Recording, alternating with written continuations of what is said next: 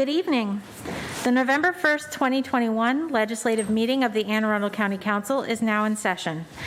Please silence all electronic devices at this time. As a reminder, masks must be worn in all county buildings. And to close up or follow through on an issue raised at the last meeting, the doors to the council chamber and the building will remain open while the council meeting is in session until it is adjourned, because our meetings are open to the public and therefore the doors will remain accessible. Please pause for the invocation and the Pledge of Allegiance led by Ms. Pickard.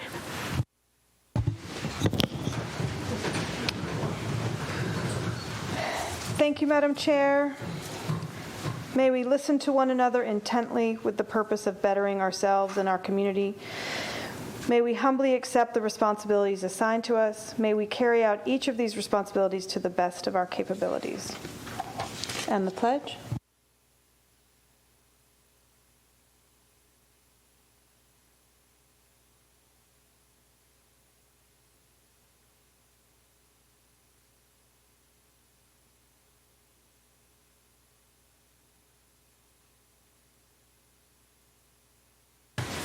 Madam Secretary, please read the ethics statement. The Ethics Commission has asked that I advise you that under certain circumstances, members of the public may qualify as lobbyists when they testify before the County Council. If so, the law requires that certain information be filed with the Ethics Commission. The chairman of the Ethics Commission has asked that those who wish to testify in any form review the general information on lobbying sheet located on the Ethics website under Forms and Publications. If there are any questions about lobbying requirements, please contact the Ethics Commission at 410-222-4413. Thank you. We will now open our invitation to audience. Madam Secretary, do we have any comments or communications on any subject not included in the printed agenda received from members of the public? Madam Chair, we did not receive any submissions through our online testimony tool for this particular area. However, we did receive an email from Ms. Julie Johnson that was shared with the entire council and has been added to the record. Thank you. I will now invite members of the audience who signed up in advance to speak at this time on matters that are not on the printed agenda. Please come forward. Jill Brown, Kurt Svensson, David Morsberger.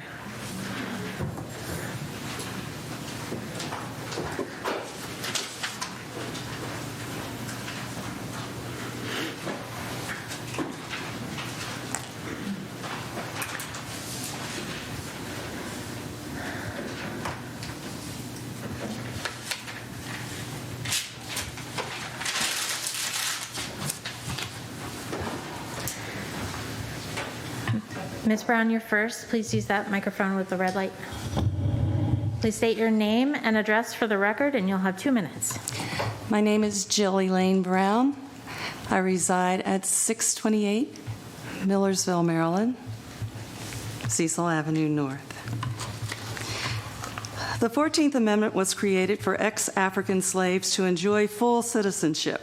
There are congressional hearings on record where the authors of this amendment state that it is not to be used for people born of foreign parents on American soil.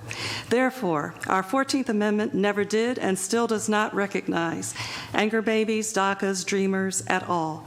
These people are interlopers and should be deported to the countries of their parents' origin, where they are subject to the jurisdiction thereof. Spanish should be erased as a legal language equal to English in the USA. We are an English-speaking country, and anyone coming to America should be required to fully assimilate. They are invaders, not immigrants. Immigrants come into the country legally. Anyone who aids and abets such invaders is treasonous and should be tried and sentenced according to the laws for treason. The Spanish culture, as I have experienced it, is a culture of theft. Just coming into this country illegally the way that most have is theft. I have been to neighborhoods in Maryland where only Mexican flags are flown on the front lawns of the houses in nice subdivisions instead of our national flag. These people are literally stealing our country from us without one drop of blood being shed or one bullet being shot. I want my country back. I know that here in Maryland, These interlopers are given free food, free education, free medical, and it is all on the backs of the Maryland middle-class taxpayers. I want my country back. This should not be. Thank you, Ms. Brown. Mr. Svensson. I'm Kurt Svensson, 934 Juliet Court, Arnold, Maryland. On October 19th, the governor of New York signed legislation requiring that documents to be discussed at open meetings be available to the public at least 24 hours in advance of the meeting.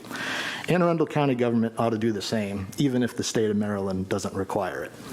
Here are some recent examples of a lack of transparency.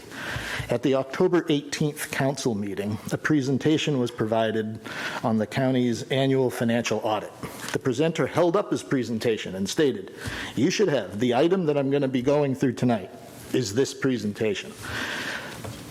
The viewing public was not provided access to that document. At public hearings, references are often made to what was discussed at previous work sessions, leaving the viewing public at a loss. The length of work session videos and the lack of indexing to agenda items makes access to subjects of interest virtually impossible. Finally, in its October 19th article entitled "Shot Data for Certain Agencies Hard to Track," the Capitol reported in many local jurisdictions, there's no way of telling how many officers and firefighters have been vaccinated. Yet 4 days earlier, the county executive wrote in an email distributed to county staff that, quote, "Today, about 70% of eligible county employees received a $1,000 vaccine incentive payment in a special payroll run." 2 weeks ago, I requested a breakdown of this percentage by department and by union. No individual names, just by department and by union. This level of transparency should not require a Public Information Act request. Thank you for your time. Thank you, Mr. Svensson. Mr. Morsberger. Well, thank you. Thank you, Council. Thank you, Councilwoman Lacey. I'm up here speaking again as a continuation of last week in the email that I sent to every council member here in response to 8121 last week. I'm disappointed, sad, and angered at the show that happened last week. We were attacked. We were misrepresented. The members in the audience, the people who testified, and even some of the councilmen were attacked on last week, and that is unacceptable. I ask the council to never let that happen again. You know, you are our representatives, and we need civility in our government. We must have civility. We must work to unify, and we must stop dividing the people of this country in this county. I grew up in Anne Arundel County. I love Anne Arundel County. I love the state of Maryland. And the show last week was totally unacceptable, and I just beg that never happens again. Thank you. Thank you, Mr. Morsberger. This panel is dismissed. If there's anyone else who wishes to speak on a topic that is not on our printed agenda, please come down now.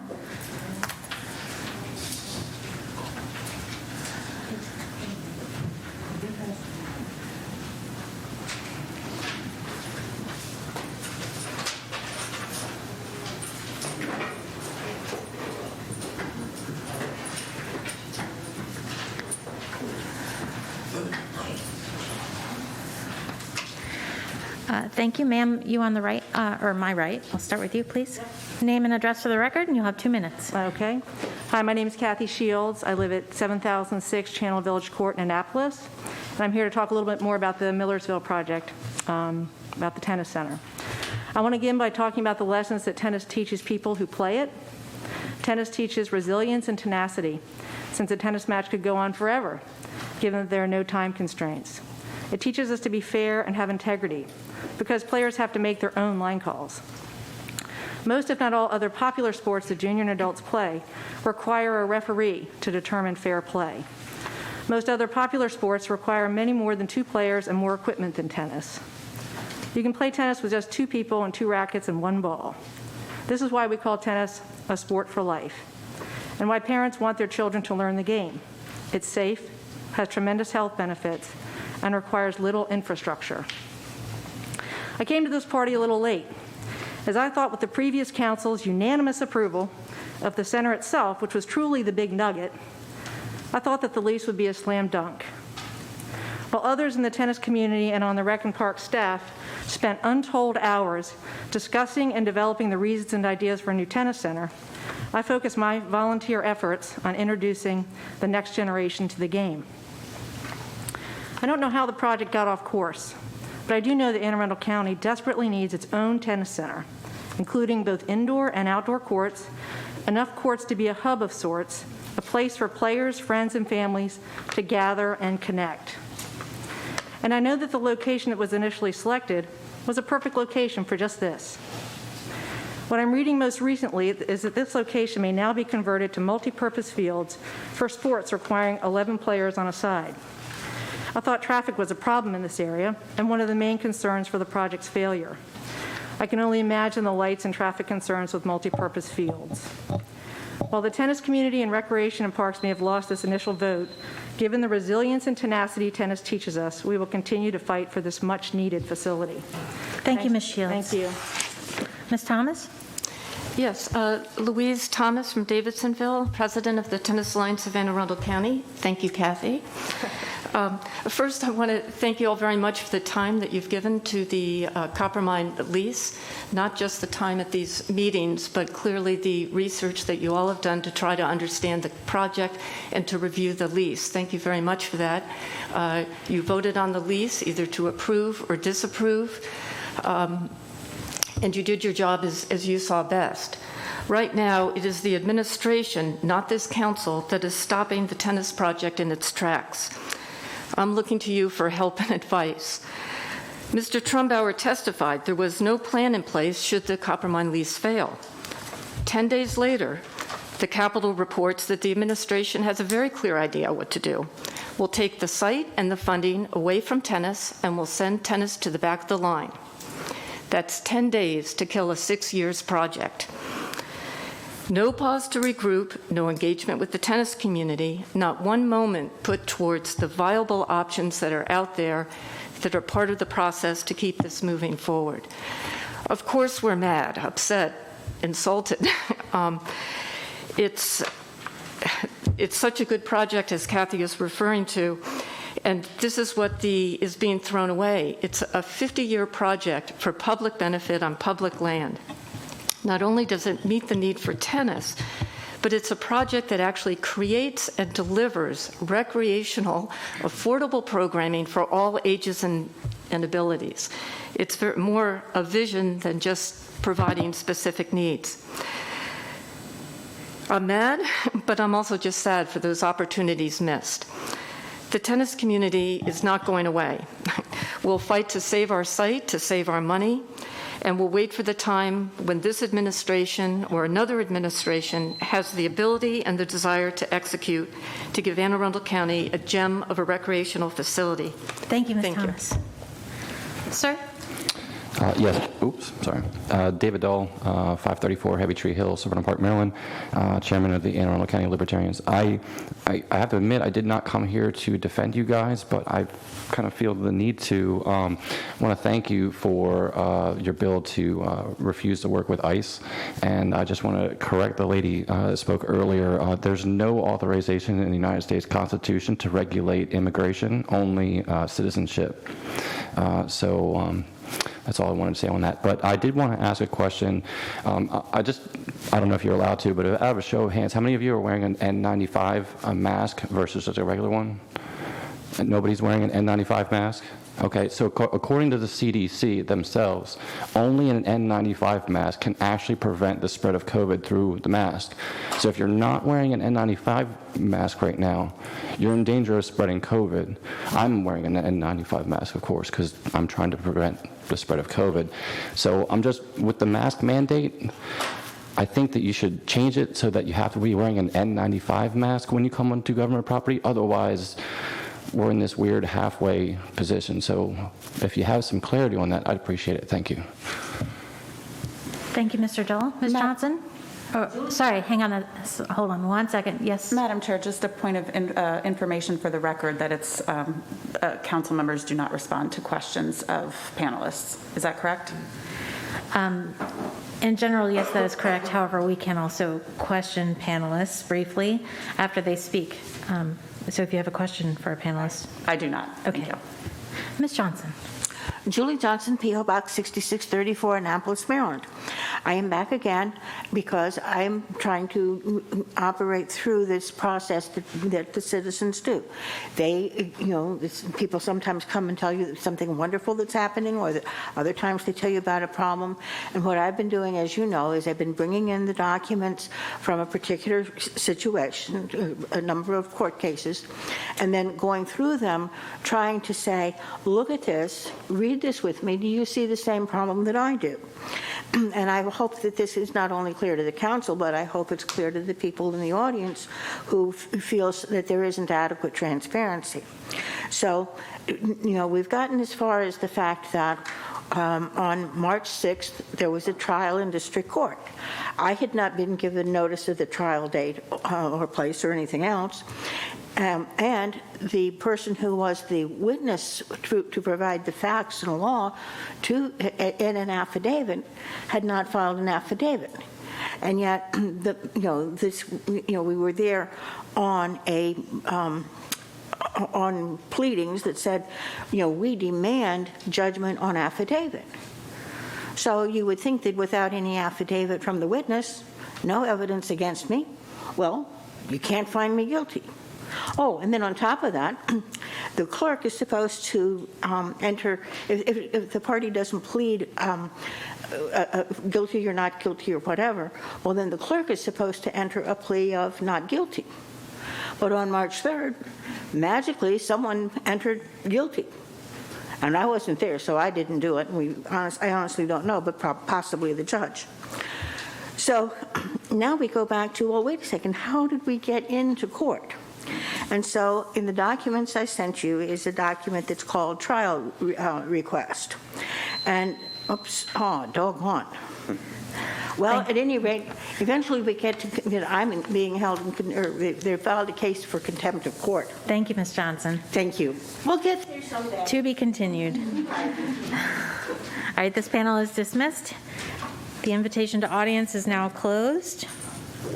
Is there any item any council member would like to place on the agenda? May I have a motion that the partial reading of any bill, resolution, amendment to a bill or resolution, or minutes constitutes the reading of the whole? So moved, Allison Pickard. Second, Councilman Pruski. All in favor, say aye. Aye. Any opposed? The motion carries. Madam Secretary, please read the minutes of October 18th, 2021. The meeting was called to order by Chair Lacey at 7 p.m. and opened with the invocation and pledge of allegiance given by Ms. Lacey. The meeting was held in the County Council Chambers, Arundel Center, Annapolis, Maryland. Thank you. May I have a motion to approve the minutes of October 18th, 2021? Councilman Pruski, so moved. Second, Allison Pickard. All in favor, say aye. Aye. Any opposed? The motion carries. The minutes of October 18th, 2021 stand approved as read. Madam Secretary, please read the titles of any bills to be introduced this evening. Bill number 9621, an ordinance concerning Cedarhurst on the Bay Shore Erosion Control District, approval of loan and assignment agreement. Bill number 9721, an ordinance concerning personnel, benefits, annual leave. Bill number 9821, an ordinance concerning boards, commissions, and similar bodies, Human Relations Commission, student member. Bill number 9921, an ordinance concerning subdivision and development, site development exemptions. Thank you. Madam Secretary, please read the titles of any resolutions to be introduced this evening. Resolution number 5821, resolution supporting the Anne Arundel County Board of Education's fiscal year 2023 public school construction capital improvement program request for submission to the Interagency Commission on School Construction. Thank you. May I have a motion to suspend the rules to hear and vote on resolution number 4821 first this evening? Councilwoman Rodman, so moved. Councilman Pruski, second. Thank you. Madam Secretary, please call the roll to suspend the rules to hear and vote on resolution number 4821 first. Mr. Pruski. Aye. Ms. Fiedler. Aye.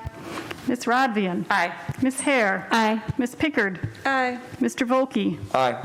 Ms. Lacy. Aye. 7 in the affirmative, none in the negative. The motion to change the order to hear and vote on Resolution 4821 first this evening is adopted. Mr. Barron, when you're ready.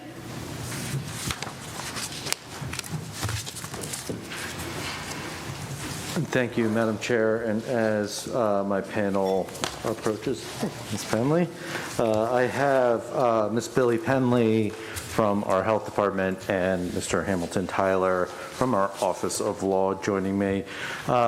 This is the third time this council has seen a burn resolution before you. Can you hear me?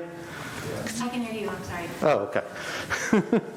Madam Chair, I need to read the title of the resolution before we may begin.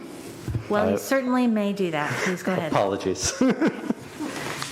I understand everyone is very excited about this resolution. Resolution number 4821, resolution approving the application to the United States Department of Justice, Office of Justice Programs for a grant under the Edward Byrne Memorial Justice Assistance Grant Program, Federal FY 2021 local solicitation, and recognizing the county executive's authority to act in connection with the grant. Thank you, Madam Secretary. I read it in my head, I swear. Go ahead, Mr. Barron. So as I was saying, Pete Barron with the administration, this is an annual exercise as it's been. The grant provides approximately $150,000 toward a variety of important programs at the intersection of public health and safety. There is no county match required for these funds. We ask for your support tonight. It includes a contract paralegal, funding for a contract paralegal to provide mental health services to approximately 75 incarcerated county residents with mental illness and substance dependence, the juvenile reentry navigator position, as well as the HEAL Community Violence Intervention Program. This funding will help those county programs. The experts at the table are happy to answer any questions you may have. We hope you will move the bill today, or the resolution, excuse me. Are there any questions from the council? Seeing none. Thank you, Ms. Penley. Thank you, Mr. Tyler. Madam Secretary, please call the roll. I'm sorry, please do not do that yet. I forgot. We have to have a public hearing. My goodness. Sorry. Okay, we will now open the public hearing on resolution number 4821. Madam Secretary, do we have any testimony received from members of the public? No, Madam Chair, we did not receive any submissions of testimony. All right, we will now open the public hearing. No one signed up in advance. If anyone wishes to speak on this resolution, please come forward now.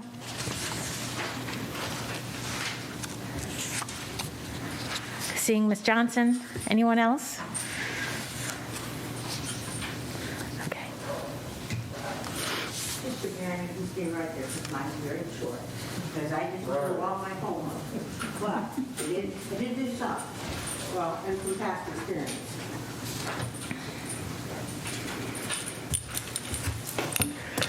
Julie Johnson, P.O. Box 6634, Annapolis, Maryland. Some of you recall some instances where you've been appalled at the military weaponry that some of the police departments display, in certain situations.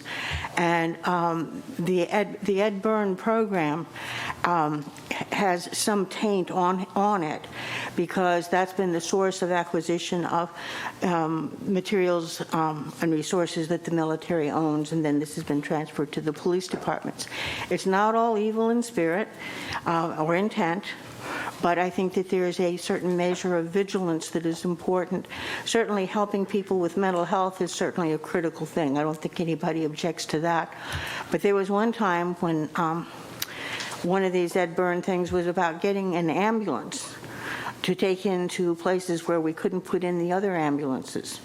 And I thought, well, gee, what's the problem here? And I felt that this was not a very clear or transparent transaction. And I don't know how comfortable you are with the transparency here, but I would just alert you to be vigilant about what comes through. Because it does have good intent. And shoot, the people who thought, the helicopters and the tanks were a good idea were quite sincere about that. It's just that some people don't think that tanks are necessary on public streets, generally speaking. Thank you. Thank you, Ms. Johnson. Okay, we will now close the public hearing on resolution number 4821. Madam Secretary, please read the title of resolution number 4821. Resolution number 4821, resolution approving the application to the United States Department of Justice, Office of Justice Programs for a grant under the Edward Byrne Memorial Justice Assistant Grant Program, Federal, FY 2021 local solicitation, and recognizing the county executive's authority to act in connection with the grant. Is there any further discussion or comment? Mr. Barron. Thank you, Madam Chair. Pete Barron with the administration. Mr. Tyler, maybe you can help answer this. We are not using this grant money to acquire any military equipment. Is that correct? That is correct. Nor can I ever remember in the 6 years I've been involved, I'm not aware of any money being used for the purposes, the military equipment purchases. Excuse me. Thank you both. And for the public's information, there is a legislative summary available on our website, which also goes through specifically what each part of the grant is proposed to be used for. Does anyone have any other comments? Okay, Madam Secretary, I think we can actually go to calling the roll on resolution number 4821. Mr. Pruski. Aye. Ms. Fiedler. Aye. Ms. Rodvian. Aye. Ms. Hare. Aye. Ms. Pickard. Aye. Mr. Volkey. Aye. Ms. Lacey. Aye. 7 in the affirmative, none in the negative. Resolution number 4821 is adopted. Thank you. Madam Secretary, please read the title of Bill number 8021 as amended.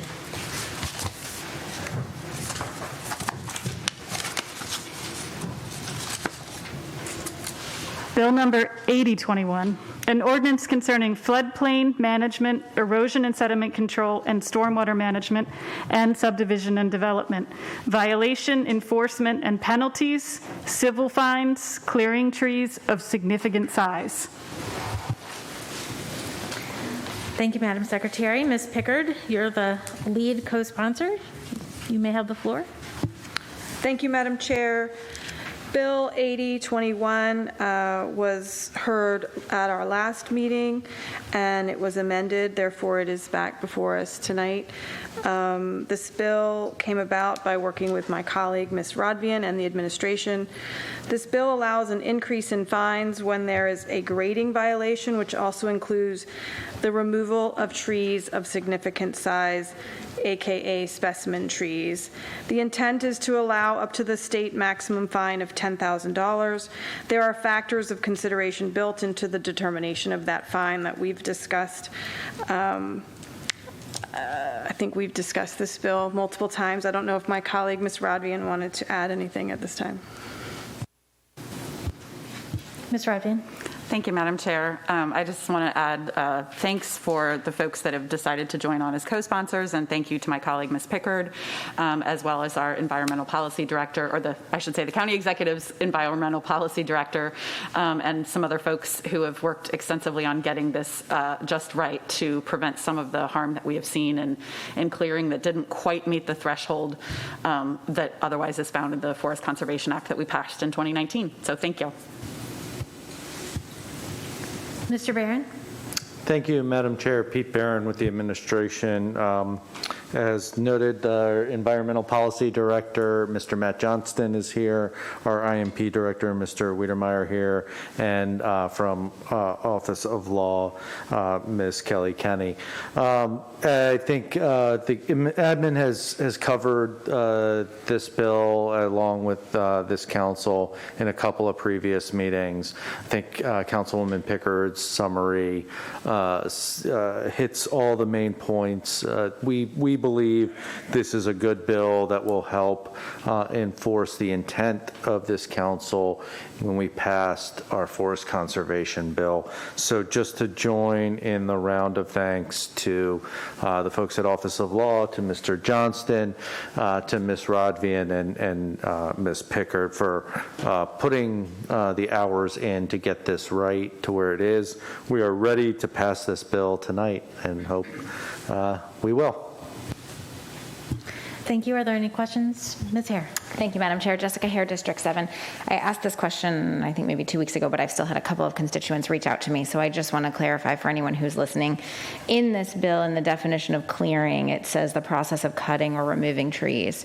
To my understanding, this is to be, you may not cut the trees down, but someone who's doing regular maintenance or trimming of their trees, that is not subject to this bill. Maybe Ms. Kenny, can you clarify that? Sure. Kelly Kenny, Supervising County Attorney. That is correct. Okay, yeah. Perfect. Thank you very much. Mr. Volke? Thank you, Madam Chair. Nathan Volke, District 3. Mr. Johnston, maybe you can speak to this, or maybe Mr. Wiedemeyer, but as Councilwoman Rodvian noted, there have been instances where you haven't been able to do something and you would have liked to have done something. So tell me about those instances and how this law, if passed, is going to change what you can do, and how many applications of this you see in the county on a regular basis. I mean, you all have 3 years under your belt at this point, so where do you think this is going to help you? Sure, I'll start and then certainly hand it over. Thank you, Madam Chair. Thank you, Councilman. Matt Johnson, Environmental Policy Director. So this bill, what it really does, as Councilwoman Pickard mentioned, is it gives Mr. Wiedemeyer and Inspections and Permits the authority to, when there is an illegal clearing already set out in law, illegal clearing of more than 5,000 square feet, to take a look and see if there are large specimen trees included in that clearing, and if there are, to fine that up to $10,000. Right now, that fine is only $500 for that activity. So that's the main purpose of this law. And then I think what it also does is it takes what is a good governance practice, which is discretionary language. Mr. Wiedemeyer has discretion on how he can set fines in the critical area, and it expands that discretion to setting this fine as well, so that we don't go after, come down with a hammer whenever there is an accident that occurs, right? So I think those are the main things that this does. And then in terms of the number of instances that this happens, we certainly have a lot of clearing without permits. In fact, a whole staff that goes out and looks at these every day that Mr. Wiedemeyer can talk about.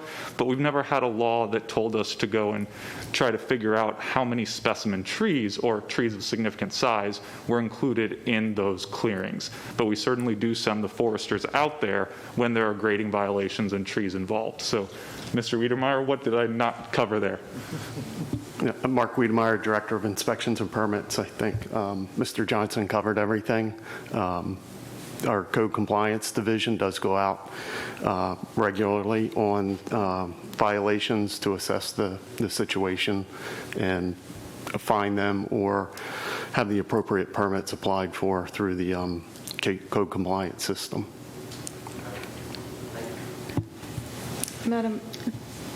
Ms. Pickard. So I think, thank you, Madam Chair, Allison Pickard, District 2. I think one of the highlighted stories that brought this issue out into the forefront was a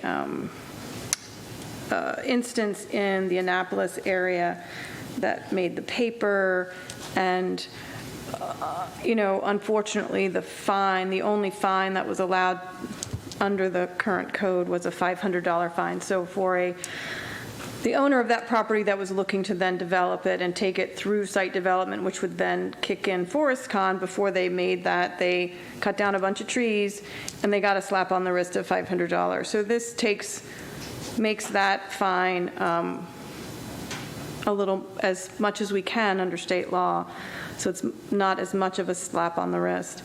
And we don't clear trees without consequence. But I think you know that. Ms. Hare. Thank you, Madam Chair. Jessica Hare, District 7. Mr. Wiedemeyer, how many of those $500 fines have you issued in the last 3 years? I do not have that information with me this evening. Even ballpark? I mean, 10, 100, 2,000? I don't have that number, sorry. Okay, thank you. Mr. Volkey? Thank you, Madam Chair. Nathan Volkey, District 3. Just to make sure I understand this, it's a $10,000 fine, so if you cut one specimen tree or you cut 50 specimen trees, the maximum is still $10,000, or is it $10,000 per tree? So, great question, Councilman. Madam Chair, Matt Johnson, Environmental Policy Director. It is for the entire clearing activity up to $10,000. So theoretically, right now with current law, you could clear 5,001 square feet without a permit, or 20 acres without a permit, and the fine is up to $500. Now we're saying if there are specimen trees on that site, 1 or 100 that are cleared, the fine total for that activity is up to $10,000, not a per tree. Anyone else? All right. We'll now open the public hearing on Bill number 8021 as amended. Madam Secretary, do we have any testimony received from members of the public? Madam Chair, we did receive one submission of testimony through that online testimony tool that was shared with the entire council, and it's been added to the record. It's also included in the summary that is posted online. Thank you. We do not have anyone who signed up in advance, but if you wish to speak on Bill 8021 as amended, please come down now.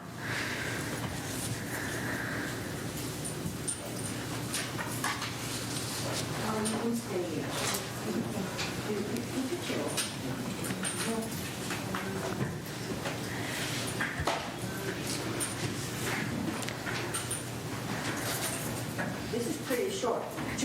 Oh. P.O. Box 6634, Annapolis, Maryland. I do want to thank all the sponsors and all the people who've worked hard to create this bill. But, you know, some of us, I guess, are maybe demanding, or maybe because we're old, we have historical recollections. There was a builder-developer who built in waterfront communities, and I guess it's pushing 20 years ago. He owned a piece of property with his own home on it. He cut down 50, that's 50 trees plus. And of course, now his waterfront lot not only was waterfront, but it had not only water view, but it was some, a spectacular water view. And therefore, when the fine was imposed of $10,000, it was it was laugh time. It didn't make any difference because it was going to dramatically increase the real estate value. And there were a lot of people who really strongly objected.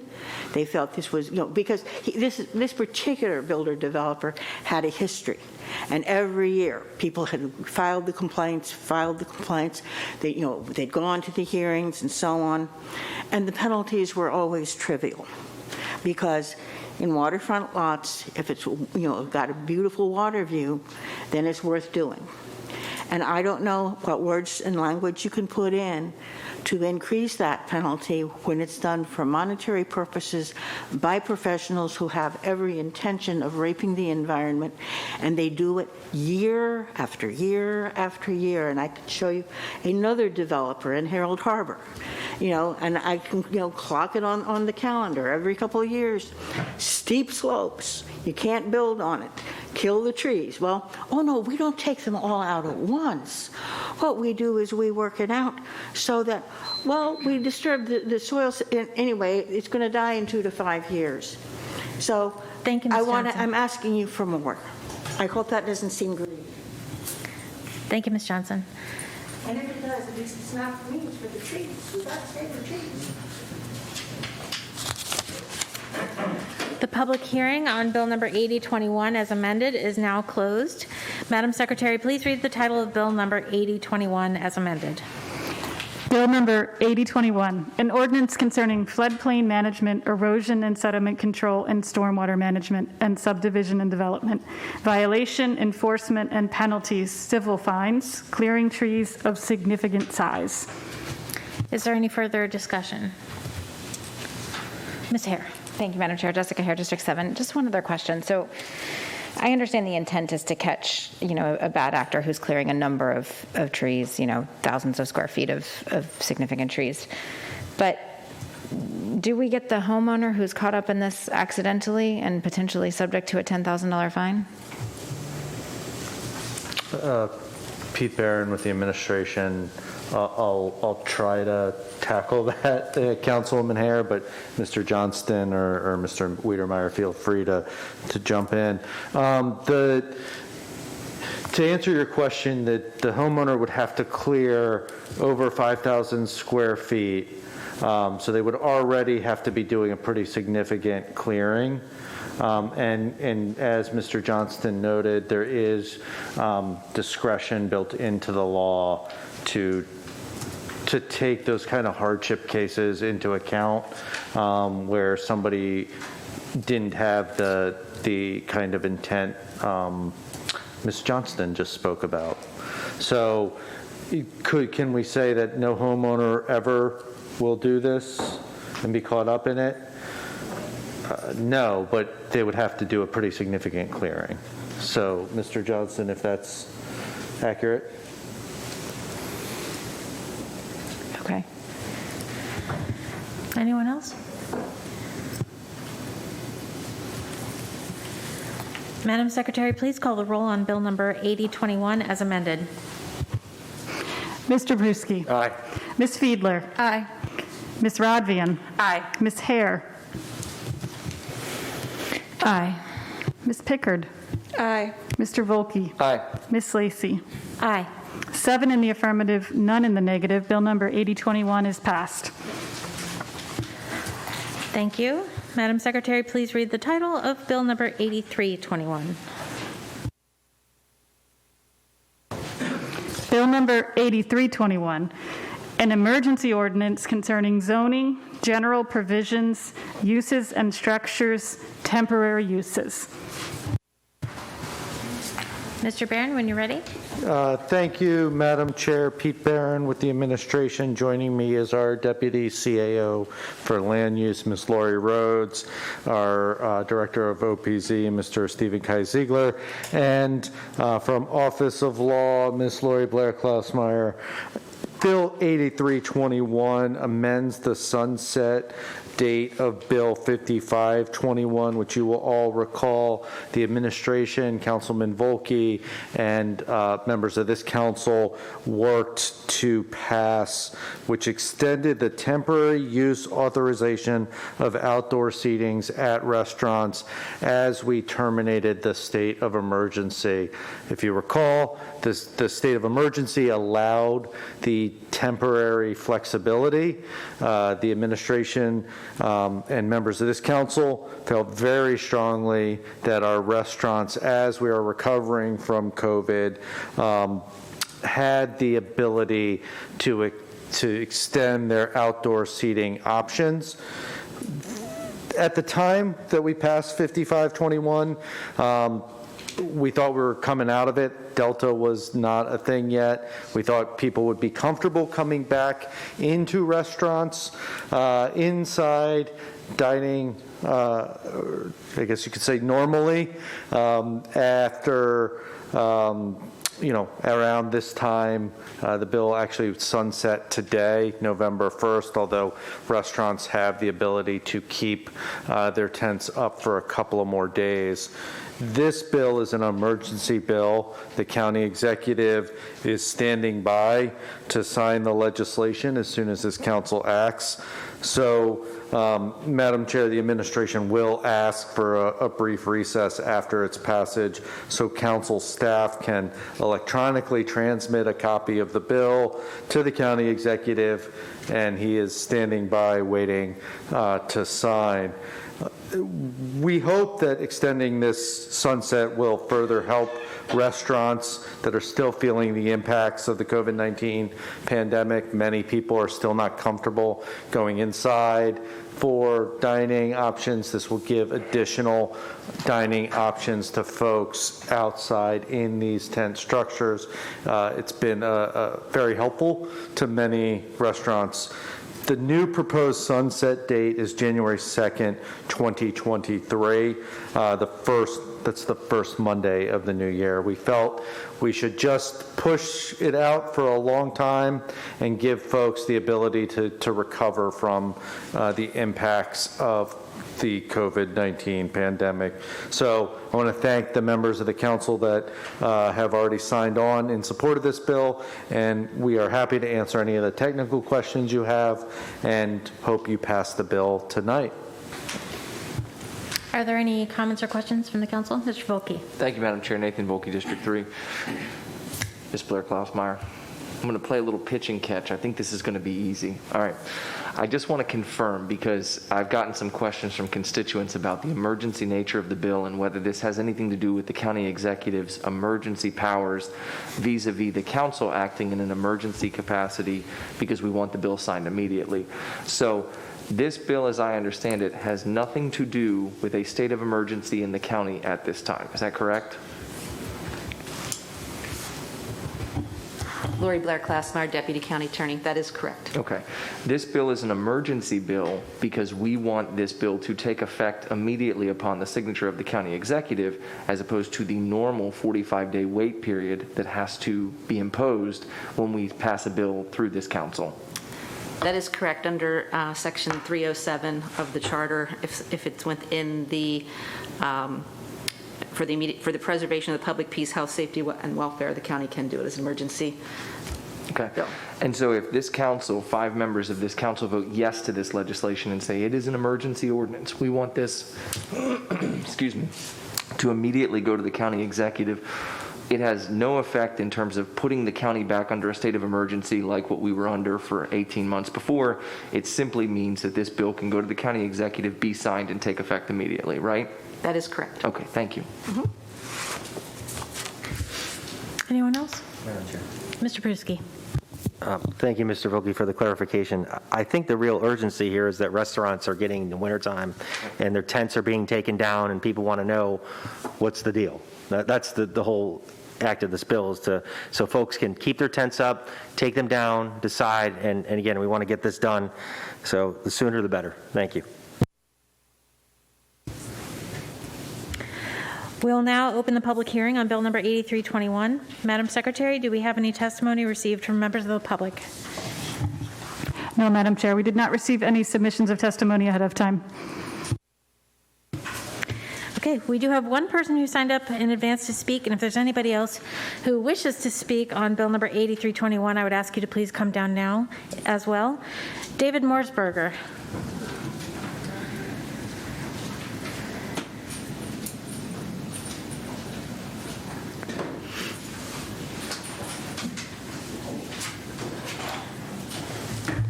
Mr. Morsberger, please state your name and address for the record. Even though we had it earlier, we'd like to have it with each bill. So. Sure. David Morsberger, 1241 Village Lake Drive in Davidsonville. I'm here in support of this bill. I would ask for an amendment and a plan, and one is to not do a full year. I believe that restaurants should have outdoor seating, and the council and the county should work to make it easier. The fact that we have to do this under this emergency is something that should just be easier for businesses to do this, whether it's a new restaurant, an old restaurant. It should be, I think the people who attend the restaurants like the outdoor seating, so we should work to make that a standard now, not under the emergency. And thank you for the clarification on emergency. This is a continuation of a bill that was under the emergency, the COVID emergency, and it's using the same language as the COVID emergency. So I understand the confusion, but the fact that it's an emergency because it's expiring today, in a sense, does, as an executive in a company, seems like a not great leadership, because you shouldn't have gotten to this point today to have an executive bill to extend this out. But anyway, I am in support of this and really recommend that we work to make it easier for restaurants to have outdoor dining. Thank you, Mr. Morsberger. Mr. Dahl? David Dull, 534 Heavy Tree Hill, Silverton Park, Maryland, Chairman of the Anne Arundel County Libertarians.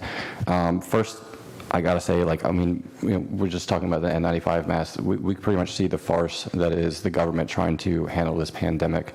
I'm pretty sure we could have handled it on our own, but ironically, I'm very much in support of this, but I don't think it should be an emergency, and I don't think it should be temporary. I think that individuals own their own land, and they have certain inalienable rights to do whatever they want on their property, and that it's not your decision to make on whether or not they put a tent in their front yard, and if they want to put it on the street or on the sidewalk, maybe you should consider leasing options. But please don't act like you own us and you can tell us what we can do with our own land. Thank you. Thank you, Mr. Dill. Ms. Johnson? Julie Johnson, P.O. Box 6634, Annapolis, Maryland. I would like to refer you back to a brother and sister who used to be frequent commentators here before the county council, and emergency provisions were their forte. They knew the law inside and out. And they would tell you, this is not an emergency. So what I'm suggesting tonight is, since you're aware of the question of, is this really, a statutory emergency, perhaps it's time to look at a legislative, remedy to the problem. That there are certain things, like, for example, one of the things that was an annual emergency bill was at the end of the year, the Board of Education spent more money than they had. So they had to come to the council and say, we need more money, please give it to us so we can pay our bills so we don't get in trouble. But that was not an emergency. It happened every year. They knew it was coming, and they had a good idea of how much it was going to be. So perhaps, my suggestion to you is perhaps it's time to look at some sort of, alternative legislation. Thank you. Thank you, Ms. Johnson. The panel is dismissed. Last chance. Seeing no one except Mr. Barron, I think the public hearing on Bill number 8321 is now closed. Madam Secretary, please read the title of Bill number 8321. Bill number 8321, an emergency ordinance concerning zoning, general provisions, uses and structures, temporary uses. Is there any further discussion? Mr. Barron? Thank you, Madam Chair. Nothing further to add, although I will maybe clear up one bit of confusion. This bill is not to authorize or allow the first time anybody could ever have outdoor seating in the county. It allows temporary flexibility for outdoor seating. So whereas you might not be permitted to have a certain space, whether it be a parking space or other parts of your property to be used for outdoor dining, this bill allows that type of outdoor dining. Mr. Volpe. Thank you, Madam Chair. First, Madam Secretary, can you please add me as a co-sponsor to Bill 83-21? Second, I would respond to Ms. Johnson just to clarify. I put in a bill to try to say what an emergency was, and it ultimately didn't go anywhere in the council. So I think the best definition I can give you is an emergency is what 5 members of this council say an emergency is. And in this case, that's kind of where we are on this one. I don't say that to be disrespectful. That's kind of the best way to define it at this point. In terms of the long-term change that Mr. Morseberger talked about, I hope maybe we can look at that with OPZ as we go forward, because I do think that this really has reshaped how businesses are doing business, and maybe that's a good thing for us to review long term. And lastly, I brought this up with Mr. Barron, so I just want to say it on the record. I had a constituent reach out to me with some concerns about handicap parking spaces and them being impacted by outdoor seating. As Mr. Barron pointed out to me, you cannot, as a business currently, impact handicap parking spots, and if anyone sees that and they notice that problem, please let us know, because we will go out and talk to that business, because we should not have anyone who is handicapped being impacted by these outdoor seating areas. Thank you.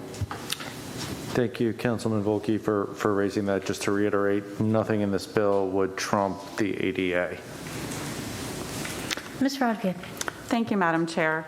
I guess I just want to briefly speak in defense of our current definition of emergency. If the past year and a half, or what are we up to? We're coming up on 19, 20 months. It's difficult to predict what might be an emergency. It looks like pandemic is starting to die down. Then all of a sudden we, start to see cases tick back up, and then they're ticking back down.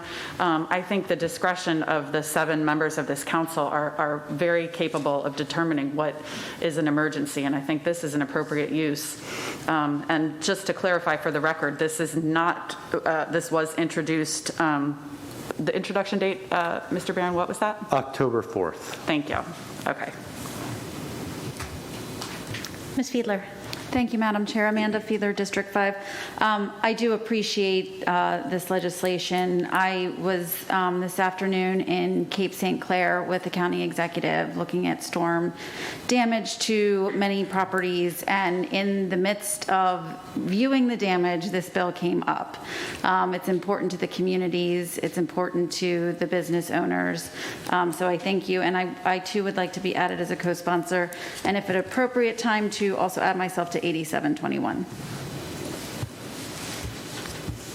Anyone else? Ms. Hare. Thank you, Madam Chair. Jessica Hare, District 7. I actually was just looking back at Bill 5521, noticing that it was co-sponsored by the entire council. So I was thinking that this might be a great chance to see if we get all 7 of us on this one too. So I would also like to be a co-sponsor on 8321.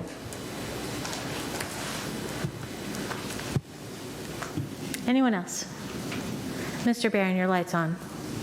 I was just checking to see which of the 7 is left off.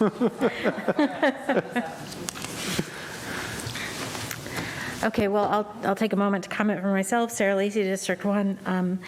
I agree in part with what Mr. Morseberger said. I think a year until the beginning of January 2023 is a bit farther than I would have gone, but also, I just don't feel the need to co-sponsor everything. So sorry, I'm not going to. Anyone else have a comment? Okay, seeing Ms. Pickard.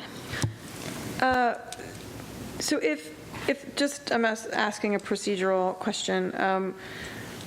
We have this bill does extend the temporary authorization of outdoor seating until January of 2023, but if we were to find ourselves in a situation where we felt like it was no longer needed, we have the authority to rescind it. This just makes us not have to come back every 6 months. Fingers crossed, we won't need this bill in another 6 months, but it's hard to say, so saving legislative time. If we do feel any one of us has the opportunity to introduce legislation to rescind this temporary state. Correct? Am I correct? Yes. Okay. Madam Secretary, don't do it yet. Ms. Rodvian. And by that same token, we could also introduce legislation to make provisions of this permanent, because I think we have seen that many people really do enjoy the outdoor dining, and we've seen the benefits. I personally love it. Madam Secretary, please call the roll on Bill number 8321. Mr. Pruski. Aye. Ms. Fiedler. Aye. Ms. Rodvian. Aye. Ms. Hare. Aye. Ms. Pickard. Aye. Mr. Volke. Aye. Ms. Lacey. Aye.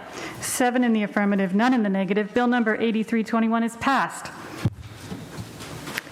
May I have a motion to take a 5-minute recess for the purpose of the administrative signing of the bill? Volke, so moved.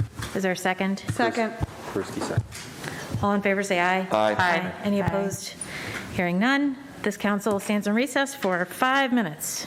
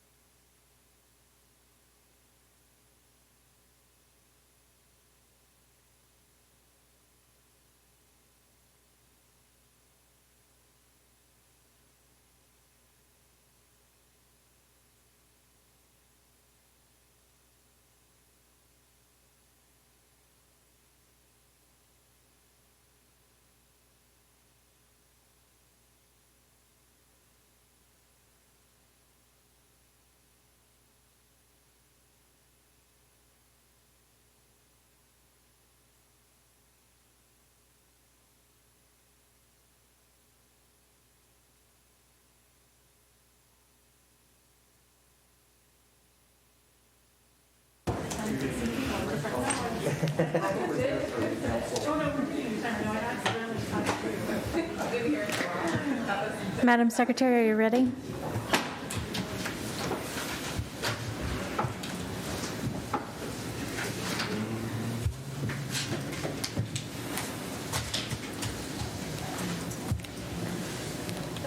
All right, and the council's returned from our brief recess. Everyone is here. Madam Secretary, please read the title of Bill number 8421. Bill number 8421, an ordinance concerning approval of lease of county-owned property to the Boys and Girls Club of Annapolis and Anne Arundel County, Inc. Thank you. Mr. Barron? Thank you, Madam Chair. Pete Barron with the administration. From Central Services, I have Mr. Daniels. From ACDS, I have Ms. Koch. From Law, I have Ms. Nieder with me. We're extremely excited to bring Bill 8421 before this council. Anne Arundel Community Development Services and the county have been working together to construct a senior activity center and a Boys and Girls Club in Severn at 1160 Reese Road, which is near Van Bachlen Elementary School. The county will own the property and be primarily responsible for all outdoor areas and all the maintenance and repair of the portion of the building which will be operated by the County Department of Aging and Disabilities as a senior activity center. The Boys and Girls Club will be responsible for maintenance and repairs and all the replacements for their portion of the building. Under the lease, the Boys and Girls Club shall pay all costs and expenses related to the operation of their facility. The lease agreement also lays out the funding sources from all parties. I have the experts here to answer any questions you may have, but if I can just say, this is a project that the county executive believes very strongly in. It is a project that this community has been asking for years. In fact, if you go to the door of the county executive's office, he has a diagram sketched out by Ms. G of her vision for what this could become. This is going to serve the Severn community and the surrounding communities for generations to come. We are extremely excited for the council to move this tonight. Ms. Koch, would you like to say anything?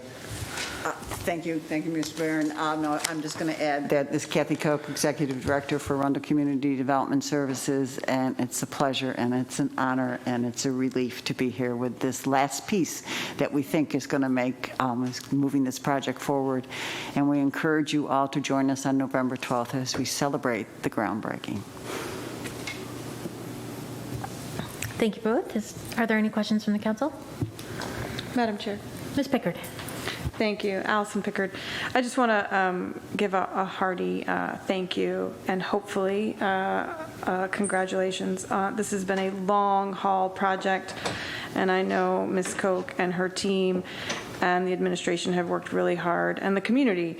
This is extremely exciting, and I look forward to being there on November 12th. So congratulations on your hard work. Thank you. I'll just add, as the council member whose district includes this area, I'm super excited for the Severn Intergenerational Center. We've overcome so many obstacles to get this far, and there's nothing in the world that could keep me from the groundbreaking on November 12th. I know so very many people have put countless hours and dedicated their time into developing the project and keeping the community support alive when the elements that were going to be included in the project morphed over time. It was on again, it was off again, it was on again and off again for nearly 3 decades, to my understanding. That's a really long time to be waiting for a community center in a county that said for a long time that it didn't build community centers, but clearly it did. Just not in every community. So I'm very proud of everyone's hard work on this, and I can say from my personal experience of knocking doors in all the neighborhoods immediately around the community that people remember how they felt jerked around, how their hopes were raised and dashed again and again. And it took a lot of work to even convince people that they should believe yet again that this project was going to come to fruition. So I thank my colleagues in advance for all of your votes supporting this project and literally making the dreams of many people in this neighborhood come true.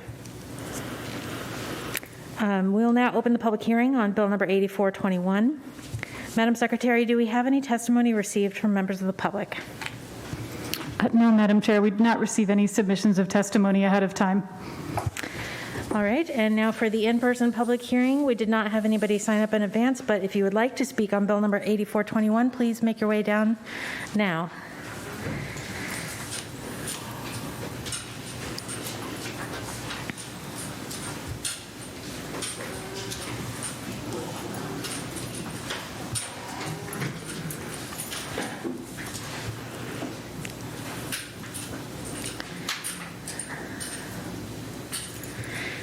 Mr. Mahler? Yes. State your name and address for the record. And you My have 2 name minutes. is Gary Mahler, 7571 Weekley Avenue, Jessup, Maryland. I hadn't expected to say anything about this bill, but I think it's a great idea. I'm glad to see you're supporting the Boys and Girls Clubs. But at the same time, I hope you would consider the same support for our maker spaces in Anne Arundel County. We have one in 7 called the Unallocated Space, and we have another one in Annapolis. And I was just at Unallocated Space Saturday for a BattleBot competition. It was heavily attended, and it teaches the kids STEM in a way that they don't even realize they're learning. But it was a learning experience for the kids and for the adults. And these maker spaces are always challenged with being able to get property and space to have their events and have meeting places. And right now, we have a building that's abandoned by the Department of Education right in the middle of Jessup, about a half a mile from Sarah's house. That would be a nice place, given its location with the high-tech National Business Park, to have a maker space. So please consider supporting and thinking about what you can do to help maker spaces. Thank you, Mr. Mahler. Ms. Johnson? Julie Johnson, P.O. Box 6634, Annapolis, Maryland. I just want to say hooray, hallelujah, congratulations. It's been a long time coming. These folks have labored for decades, and I'm just so happy to see it coming to fruition. Again, the generational opportunities are really important, and I don't know if you're aware of the fact that when these baby boomers began retiring a few years ago, C-SPAN held a hearing, and it turns out these women were in the low, women made 65 cents on the dollar compared to men, so you can imagine what their retirement benefits would be. And so as the study went forward, and it showed that by the time 85% by the time these women reached the age of 85% of them would be living in poverty. So senior citizen centers are desperately needed, and this is a step. And I'm tough on you guys. We need more. We need more. We need more. But it's a good step, and it's so long time coming. I don't want to reprimand you. You guys weren't even here 25 years ago. I guess you were all born 25 years ago. But, thank you for pushing this forward, and let's keep it moving. Let's do some more. Thank you. And if there's anything I can do, sing out. Thank you, Ms. Johnson. Seeing no other movement in the audience, the public hearing on Bill number 8421 is now closed. Madam Secretary, please read the title of Bill number 8421. Bill number 8421, an ordinance concerning approval of lease of county-owned property to the Boys and Girls Club of Annapolis and Anne Arundel County, Inc. Is there any further discussion? Ms. Hare. Thank you, Madam Chair. Jessica Hare, District 7. I think we touched on this briefly at a work session, but can someone help me clarify this? How did this lease come about? Was there some kind of a competitive RFP process for it, or not? Was it just sort of a sole source type of situation? Kathy Koch, Executive Director of Arundel Community Development Services. No, there was not, because the majority of the funding, especially the community development block grant dollars that were available to this, is available because of the Boys and Girls Club and because of the community that they serve. In addition to the LDC funds, VLT, those funds were specifically made available for the creation of a Boys and Girls Club in that area. Okay. So, anyway. Madam Chair, may I ask a follow-up? Okay. I'm supportive of this lease, so let me start with that. I'm just struggling a little bit to understand. Maybe a month or two ago, we had a whole discussion about a resolution on Pascal, and there was funding coming to the table, and the administration's position was sort of, well, we need to competitively look at things, and we need to have an RFP that's going to go out, and we need to consider other uses of the property. I don't see that the same situation happened here. Now, again, like I said, I'm supportive of this lease, but I'm trying to understand why the difference in approach. Why is the administration looking at two very similar situations, and in one instance saying, yes, we're going to choose this winner, and in the other instance saying, no, we're going to pick this loser? Pete Barron with the administration. I'll try to take a crack at it. I don't think the two situations are comparable. It's really apples and oranges. In this case, we had funding that was dependent on the Boys and Girls Club. The Pascal situation, they're a great partner. In fact, the county executive supported a 15-year lease for the other building. They were talking about an existing county building that was next door to their current building and promising some money for it. No award had been made, and we're still talking about what the use for that building would be. I think Councilwoman Lacey stated it very good. This has been a long time coming. A lot of work went in to getting this situation to where it was. I think we had granted the 15-year lease to Pascal in March of this year, and the new ask had come, basically as the resolution was introduced. So I don't think you can compare the two situations. Hopefully that helped. If I could just add to that, please, to Kathy Koch, Executive Director under Community Development Services. So you have to really go back to 2005, 2006, and trace back the history of this. There was a study that was done with the community input that took a couple years to look at all the needs that were in those communities, and it was identified, these uses were identified. And then there was a very close process that was worked with the Board of Ed. The Board of Education owned the piece of property, and they also were part of that whole study and looking at exactly what the needs were and how we were to address that need, and as the concept was put together. So there was a very public and a very definitive process that we went through to get to this point. Ms. Hare? Thank you, Madam Chair. Jessica Hare, District 7. I appreciate both those comments, and like I said, I'm going to support this. I think in both instances, there's been a demonstrated need, a public need that has gone through kind of a public process. It sounds to me like the only thing that is really different is this passage of time. So I say that just to note, it still strikes me as kind of a very different approach to two very similar situations, but I am very happy to see this particular lease moving forward. So. Sarah Lacey, District 1, if I might offer a comment back to that, I think the only other significant difference is that in the Pascal situation, we're talking about pre-existing, county buildings that could be used and don't require, a building to be created from scratch, built from the ground up. Nobody was competing, is my understanding, that nobody's been competing for these past 30 years to use this lot that's adjacent to Van Bachlen Elementary School that has a ramshackle building on it. It's not safe to enter, needs to be torn down anyway. And if it had been the case, I think that might have been a different factor. But on the whole, representing that area, I don't see it as being comparable to Pascal. But I think all the due diligence that has been necessary has been done. on this lease.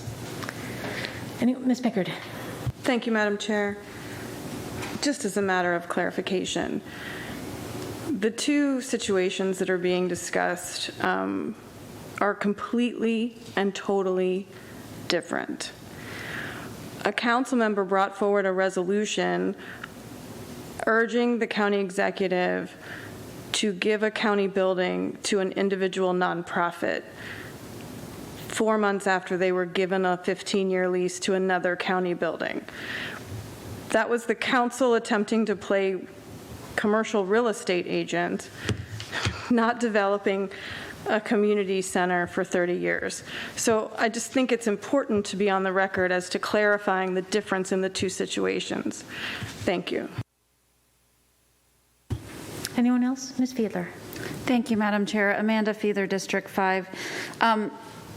Just moving forward, I do appreciate that this was discussed. I did ask the question during the work session on the RFP process, knowing that the Pascal resolution was introduced by myself. I just think that the administration needs to be mindful moving forward. If we're going to hang our hats on not supporting any legislation based on RFP process not being there, we need to consider that for all. And just be consistent so that certain folks don't feel like they were looked over and then other folks not. That's all. Thank you. If I may respond, Madam Chair. Go ahead, Mr. Barron. Thank you. And Councilwoman, I think you very well know that the administration's concerns were varied on the other issue. It was not one specific issue that was cherry-picked. Mr. Volke. I was just going to make a point of order, but I think. Anyone else? Seeing none, Madam Secretary, please call the roll on Bill number 8421. Mr. Pruski. Aye. Ms. Fiedler. Aye. Ms. Rodvian. Aye. Ms. Hare. Aye. Ms. Pickard. Aye. Mr. Volke. Aye. Ms. Lacey. Aye. 7 in the affirmative, none in the negative. Bill number 8421 is passed. Thank you. Madam Secretary, please read the title of Bill number 8521. Bill number 8521, an ordinance concerning subdivision and development, adequate public facilities, public schools. Mr. Barron, when you're ready. Thank you, Madam Chair. Joining me is our DCAO for land use, Ms. Lori Rhodes, our OPZ Director, Mr. Stephen Kai Ziegler, and also from OPZ, Ms. Lynn Miller, and Ms. Lori Blair Klausmeyer from our Office of Law. The purpose of this bill is to reinstate the provisions under 9217 and 1518 that sunsetted with the adoption of the General Development Plan.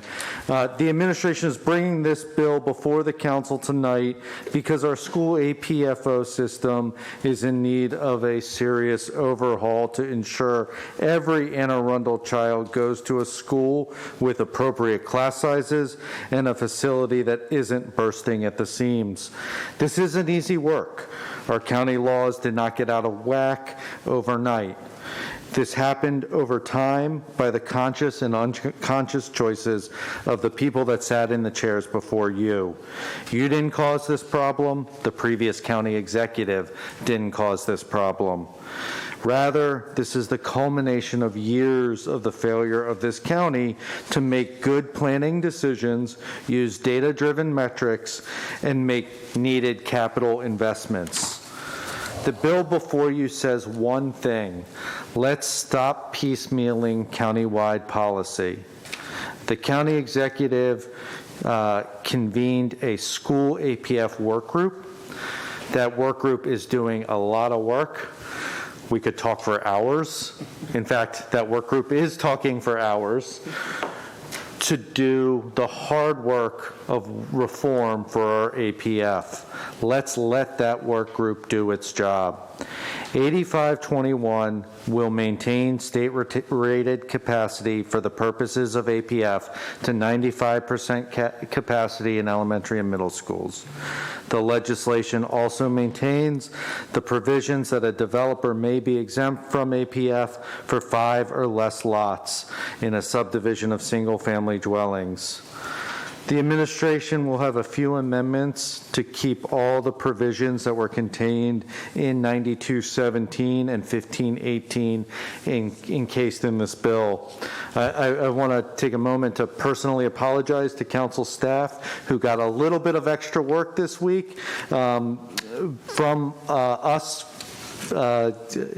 into this body for missing those provisions.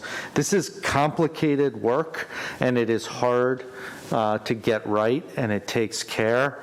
So as we go through this and other issues, let's keep everybody working hard and working together. Representatives from OPZ and our DCAO of land use are here to answer any of the questions you may have, and we'll discuss the amendments at the appropriate time. So we will ask for your support in those amendments tonight, knowing that this bill still has a little ways to go. Are there any comments or questions? Ms. Fiedler. Thank you, Madam Chair. Amanda Fiedler, District 5. Without this bill, would there be schools that are currently closed that would then become open? In the next school chart, yes. Thank you. Ms. Pickard. Thank you, Madam Chair. I would just, I turned on and off. Thank you, Madam Chair.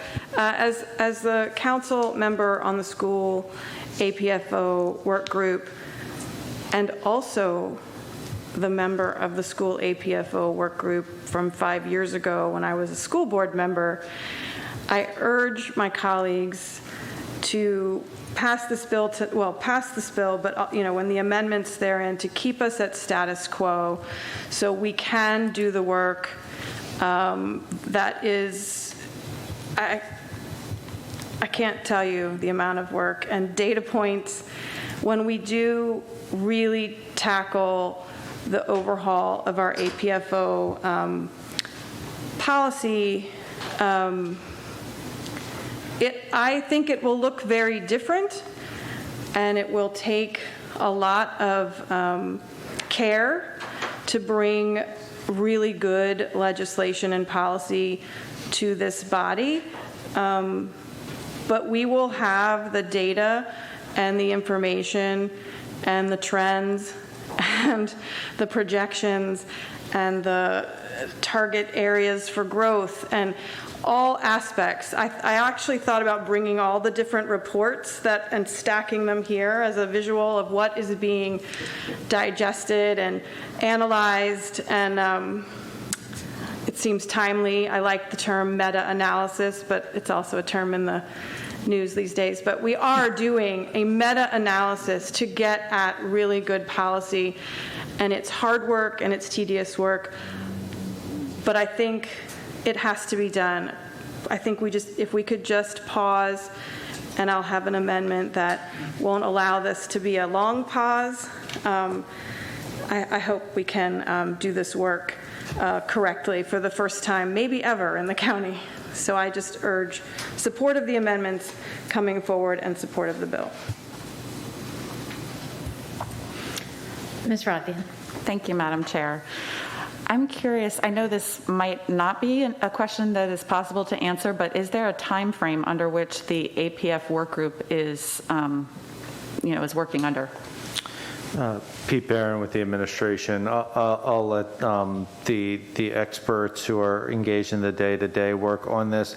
I will say this is not easy work, and this administration is committed to doing it right. So I don't want us to be held to any sort of arbitrary date because we want to get something done before something. But I think it is important. I think let me just reiterate, the administration really does believe in what I said before. We got to where we are not because any one person or any one council did something wrong. This is the collective actions, and doing this reform, as Councilwoman Pickard said, the data, the review, Mr. Kai-Ziegler can talk about it, it would, the volumes that would fill this room, we need to do this right, or we will be right back here talking about a future work group that is, 5 years later, they'll be talking about this work group. It takes time to get it right. And to be clear, our goal with this bill is not to do anything other than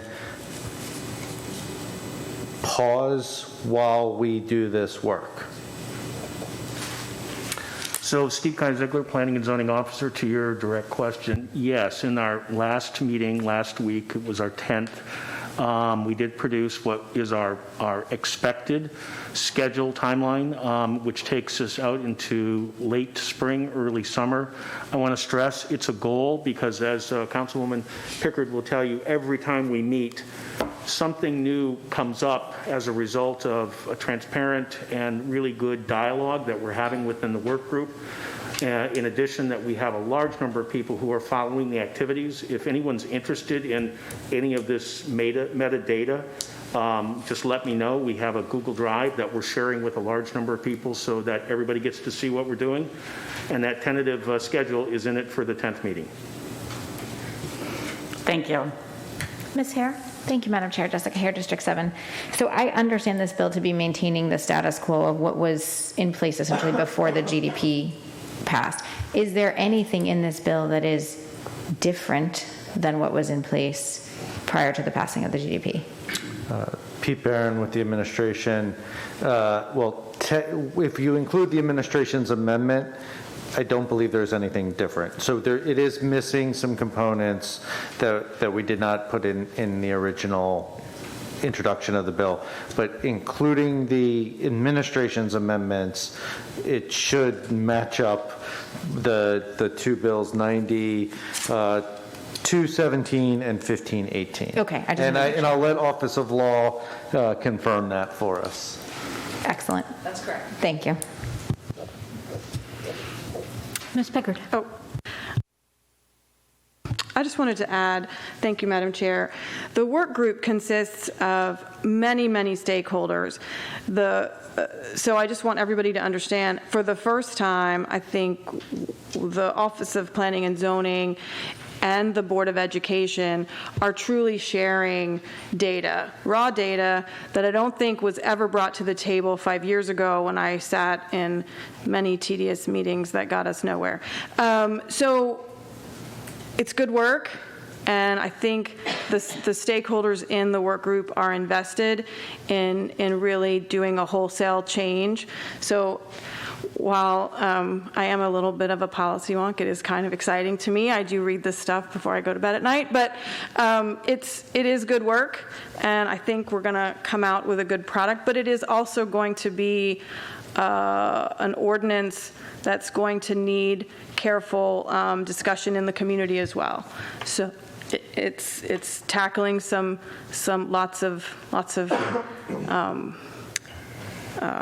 issues surrounding school capacity and growth. So again, vote for the bill and the amendment.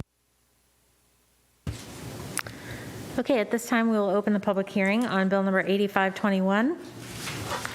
Madam Secretary, do we have any testimony received from members of the public? Yes, Madam Chair, we did receive 2 submissions through the online testimony tool. It went to the both went to the entire council. They've been added to the record and were included in the summary that's posted online. Thank you. I have only one person signed up in advance, Amy Leahy, who I don't think I see in the audience. If anyone else wishes to speak on Bill number 8521, please come down.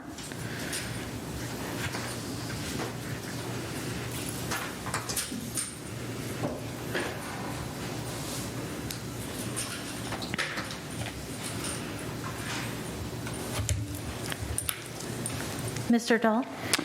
David Dahl, 534 Heavy Tree Hill, Severna Park, Maryland, Chairman, Anne Arundel County Libertarians. Libertarian Platform 2.12 Education. Education is best provided by the free market, achieving greater quality, accountability, and efficiency with more diversity and choice. Recognizing that the education of children is a parental responsibility, we would restore authority to parents to determine the education of their children without interference from government. Parents should have control and responsibility for all funds expended for their children's education. So we have a problem with overcrowded schools. I think that the best solution would be for the funding to remain with the child and not with the bureaucracy. So maybe the choice should be, instead of trying to worry about having enough schools, that we should just give the people a chance to get their education elsewhere. The big problem we have, especially like in places like Annapolis, there's a big diversity between the rich who can send their kids to private school and the poor who are forced into a monopoly system that we've seen failing us year after year as we see government spending into education goes up, and yet we've gone from ranked first in education to, I think, 14th. So perhaps we should just give low-income families a different option on where they send their children. Thank you. Thank you, Mr. Dull. Ms. Johnson? Julie Johnson, P.O. Box 6634, Annapolis, Maryland. For people who have never delved into this world of, adequate facilities and how many children we can cram into this school, you don't know how difficult this is, because, and I'm thinking of a particular case where the hearing was held in this room for at least three different meetings, and I swear it went over 4 hours each night. And they brought in a statistician to explain how many square feet there were, and therefore how many children they could accommodate in the school. And when the parents got their turn to speak, they mentioned that one of the rooms you're counting as a classroom really is an oversized broom closet. And so it's not exactly a normal classroom, and this is not the appropriate way to count. And my point behind giving you that anecdote is that the pressure and the amount of money that can be made by developers is so great that they will fight for every additional seat they can get. And they're in business to make money, but perhaps we also need to do an educational thing about explaining that the children that come out of our schools are important to all of us in the future. They are going to be running the county, and we need to have every child have the best educational opportunities possible. So I appreciate the fact that you guys have worked very hard on this, that the people at the board are working hard on it, but remember there are some people who have motives that are economically driven. And I mean, the guy was talking about how many hours he spent doing the statistics on how many more kids they could cram into this specific school. And all I could think of was my statistics prof who talked about the fact we massage the statistics until they say what we want them to say. Thank you, Ms. Johnson. The public hearing on Bill number 8521 is now closed. Madam Secretary, please read the title of Bill number 8521. Bill number 8521, an ordinance concerning subdivision and development, adequate public facilities, public schools. Thank you. We'll roll into our amendments. Madam Secretary, please read Amendment number 1. Amendment number 1. This amendment adds a condition for passing the test for adequacy of school facilities, that the number of students projected to be generated by the development does not exceed 85% of the available capacity of each open school. This is an administration amendment. Mr. Barron? Thank you, Madam Chair. Pete Barron with the administration. As I said earlier, this is very complicated stuff. If this amendment isn't evidence of it, I don't know what it is. I'm going to do my best to try to explain this, but I'm really going to ask our experts on the table with me to jump in. The 95% cap still applies. applies. This amendment, it means that in an instance where a school is, say, 20 students away from reaching the 95% cap, a new development cannot be projected to take up more than 85% of those 20 spaces. Somebody wrote that for me, so did I get it right? You did. All right. So we ask you to move this amendment. Again, this was included in the previous iterations. This keeps the system so that it's not just one open seat causes the school to be open. It allows for at least some control of, if two developments are coming in at the same time, they both still get that 85%, but neither can take 100% of the remaining capacity. I hope that helps unmuddy the water. Is there a motion to adopt? Motion to adopt, Councilman Peruski. And a second? Second, Allison Pickard. Is there any discussion? Mr. Volkey. Thank you, Madam Chair. Mr. Barron, I just want to understand on this amendment. So prior to crafting Bill 8521, the intention of 8521, is to go back to the code prior to the passage of the GDP in May, right? Yeah, I would say that's accurate. Okay. Mainly to go back to the portions of the code that had sunsetted upon passage. Sure, gotcha. So basically it's to revert to the code after passage of 15-18 and 92-17. Correct. Maybe I should invert those, but you know what I'm saying. As it relates to these provisions of the code. Right, got it. And so I guess my question is this. You all knew what the code was prior to drafting and putting this bill in. How did it happen that you missed all the language from Amendment 1, and then when we get to Amendment 2, which are really substantively the whole of Bill 92-17? Like I said, we screwed up. I mean, in the end, it came to my desk.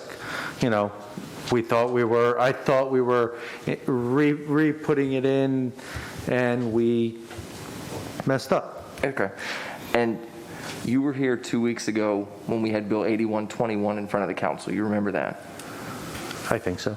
Okay. You remember one of my colleagues said something about legislation when it's put in by the drafter is supposed to be in the most perfect form that it can get to, and ordinarily we would support amendments, but basically you knew what you wanted to do and you should have gotten it right the first time when you put the bill in. So for that reason, a number of people chose not to support amendments for that. Why is it that we should support amendments to this bill to get it right when that was the attitude 2 weeks ago? Pete Barron for the administration. I will say I should have gotten this right the first time. Anyone else? Comments, questions? Madam Secretary, please call the roll on amendment number 1. Mr. Pruski. Aye. Ms. Fiedler. Aye. Ms. Rodvian. Aye. Ms. Hare. Aye. Ms. Pickard. Aye. Mr. Volkey. Nay. Ms. Lacy. Aye. 6 in the affirmative, 1 in the negative. Amendment number 1 is adopted. Thank you, Madam Secretary. Please read amendment number 2. Amendment number 2. This amendment provides for an additional mitigation option when schools are over 95% state-rated capacity but less than 100%, and allows donations of land for new or expanded school facilities to mitigate capacity deficiencies based on the value of the land donated and the actual costs of construction of new or expanded school facilities. Mr. Barron? Pete Barron with the administration. Same basic comments as before and in response to Councilman Volkey's previous question. This should have been included in the bill upon introduction. We missed the mitigation section when drafting. Is there a motion to adopt? So moved, Allison Pickard. And a second? Councilman Peruski, second. Any discussion? Ms. Fiedler? Thank you, Madam Chair. Amanda Fiedler, District 5. Since the adoption of 9217 and 1518, has there been any donation of land for new or expanded facilities to mitigate capacity? I'm going to defer to somebody at the table to actually answer that. Do you know? Lori, do you know? Lori Blair, Classmar, Deputy County Attorney. It was communicated to me earlier, I guess the end of last week, that the answer is no. Thank you. Nobody's taken advantage of this provision. Anyone else? Ms. Hare. Thank you, Madam Chair. Jessica Hare, District 7. Just randomly, what's the process by which this would actually work? I mean, how much land does one have to donate? Do you want to I mean, it says must be sufficient to mitigate existing school deficiencies and additional capacity, but So I don't think this is Steve Kizigler, again, Planning and Zoning Officer. I don't think there's going to be a specific answer what would occur if a developer wanted to donate land for a particular purpose for a school. There'd have to be an assessment between the Board of Ed, county government, a variety of different departments, in working with that developer to define some type of rational nexus or proportionality for what they're donating versus what they would get in terms of the development application for seats. okay. Anyone else? Madam Secretary, please call the roll on amendment number 2. Mr. Pruski. Aye. Ms. Fiedler. Aye. Ms. Rodvian. Aye. Ms. Hare. Aye. Ms. Pickard. Aye. Mr. Volkey. Standing on the principles of my colleagues that this should have been in its most perfect form on introduction, nay. Ms. Lacy. Let the record reflect I am not the colleague to which Mr. Volkey is referring. Aye. 6 in the affirmative, 1 in the negative. Amendment number 2 is adopted. Madam Secretary, please read amendment number 3. Amendment number 3. This amendment clarifies that the application referred to is the initial application for subdivision or a site development plan. Ms. Pickard, this is your amendment. You have the floor. Thank you, Madam Chair. Amendment number 3 does just what it says. It clarifies the term application by inserting an initial subdivision application or site development plan as what is being referred to, and asks that the 3-year ownership of property clock starts with that initial subdivision application or site development plan. So you're not counting the years twice, coming back like at record plat later or something like that. Does that? Is there a motion to adopt? Motion to adopt, Councilman Peruski. And a second? Allison Pickard, second. Thank you both. Mr. Barron? Thank you, Madam Chair. I think the administration would view this amendment as one of those technical but not technically amendments, and we have no issue with it.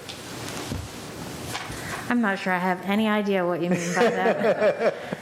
Does anyone have a comment or question? Ms. Hare? Thank you, Madam Chair. Jessica Hare, District 7. So I guess Ms. Pickard just referred to double counting, but my question is, I mean, where is it measured from currently? If somebody made an application under here, where would you currently measure the 3 years from? Ask one of our experts from OPZ or Office of Law. Steve Kizigler, Planning and Zoning Officer. I'm not sure we can answer that because I think what Mr. Barron said, the technicality of the techniques is that the terms, I think, are not dissimilar to what would be in the code now. So the clock, I think, from our standpoint, although I haven't thought about the question the way you've phrased it, I think they would start at the same time. In terms of how long someone had to own a piece of property would be when they initially applied for their development. I'd ask Office of Law if that makes sense, but... Lori Blair, Classmeyer, Deputy County Attorney. If you look at the language that was being deleted out of subsection A, it starts at the end of the subsection A, takes all of A1 and the beginning of A2. And the beginning of A2 says for a subdivision or site development plan application. And that now the language that's still in there says date of application. So the real purpose of this is to get that notion of subdivision or site development plan application that's being deleted into the language that is still there because it was kind of shorthanded when it was already there in the old version, if that makes sense. I think I understand. So essentially it was inadvertently removed when we removed a different piece of the code. Right, the kind of the precursor that has the whole phrase got removed. So And so the application was shorthanded originally in what was left. So now we're just making sure that that's clarified by putting that precursor language in there. I just, maybe Ms. Klausmeyer, maybe you can, I just want to make sure we are not changing the rules on anyone who would currently be using this particular provision, that we are keeping it the same for them while we put a pause on everything else. My understanding is it's the intent to keep it the same. It's just a matter of clarifying what was in there before and what we're fixing now. Okay, thank you. I think I followed Ms. Klausmeyer's technicalities much easier. Anybody have any other comments? Seeing none, Madam Secretary, please call the roll on amendment number 3. Mr. Pruski. Aye. Ms. Fiedler. Aye. Ms. Rodvian. Aye. Ms. Hare. Aye. Ms. Pickard. Aye. Mr. Volkey. Aye. Ms. Lacy. Aye. 7 in the affirmative, none in the negative. Amendment number 3 is adopted. Thank you. Madam Secretary, please read amendment number 4. Amendment number 4. This amendment provides that the provisions of this ordinance will terminate on May 1st, 2023. Ms. Pickard? Thank you, Madam Chair. Again, to my colleagues, I ask that you support this amendment. As a hardworking member of the school APFO work group, I want to ensure that we continue with the work and bring it to fruition and completely overhaul our adequate public facilities ordinance. And so with that, I would like to make sure that if for some reason the work gets stalled, this council and administration will know that we have to revisit this conversation May 1st, 2023. So I think it's not too far in the future, but it's far enough in the future to see us overhaul our school APFO in a meaningful way. Is there a motion to adopt? So moved. Allison Pickard. Is there a second? Rodvian, second. Thank you both. Mr. Barron. Thank you, Madam Chair. The administration is comfortable with a date certain. Again, as stated earlier, I think it was Councilwoman Rodvian asked the question. Can't tell you that we are going to be done. We are going to do the work right. We are going to do this right, and that's taking time. We have every intent to have this wrapped up well before May 1st, 2023, and a date certain may help. Are there any comments? Mr. Volkey. Thank you, Madam Chair. Nathan Volkey, District 3. The one concern that I have with this is that we wind up in the same spot we're in now, where we sort of set a deadline thinking that this was all going to be done, and then we hit that deadline and it's not done. And I don't say this to be mean, so don't take it that way, but in the event that anything changes either with this council and its composition or the administration or anything like that, and there becomes a roadblock as it pertains to getting this work done on the APFO work group, I just don't want to be in a position where the next council is inheriting this problem again.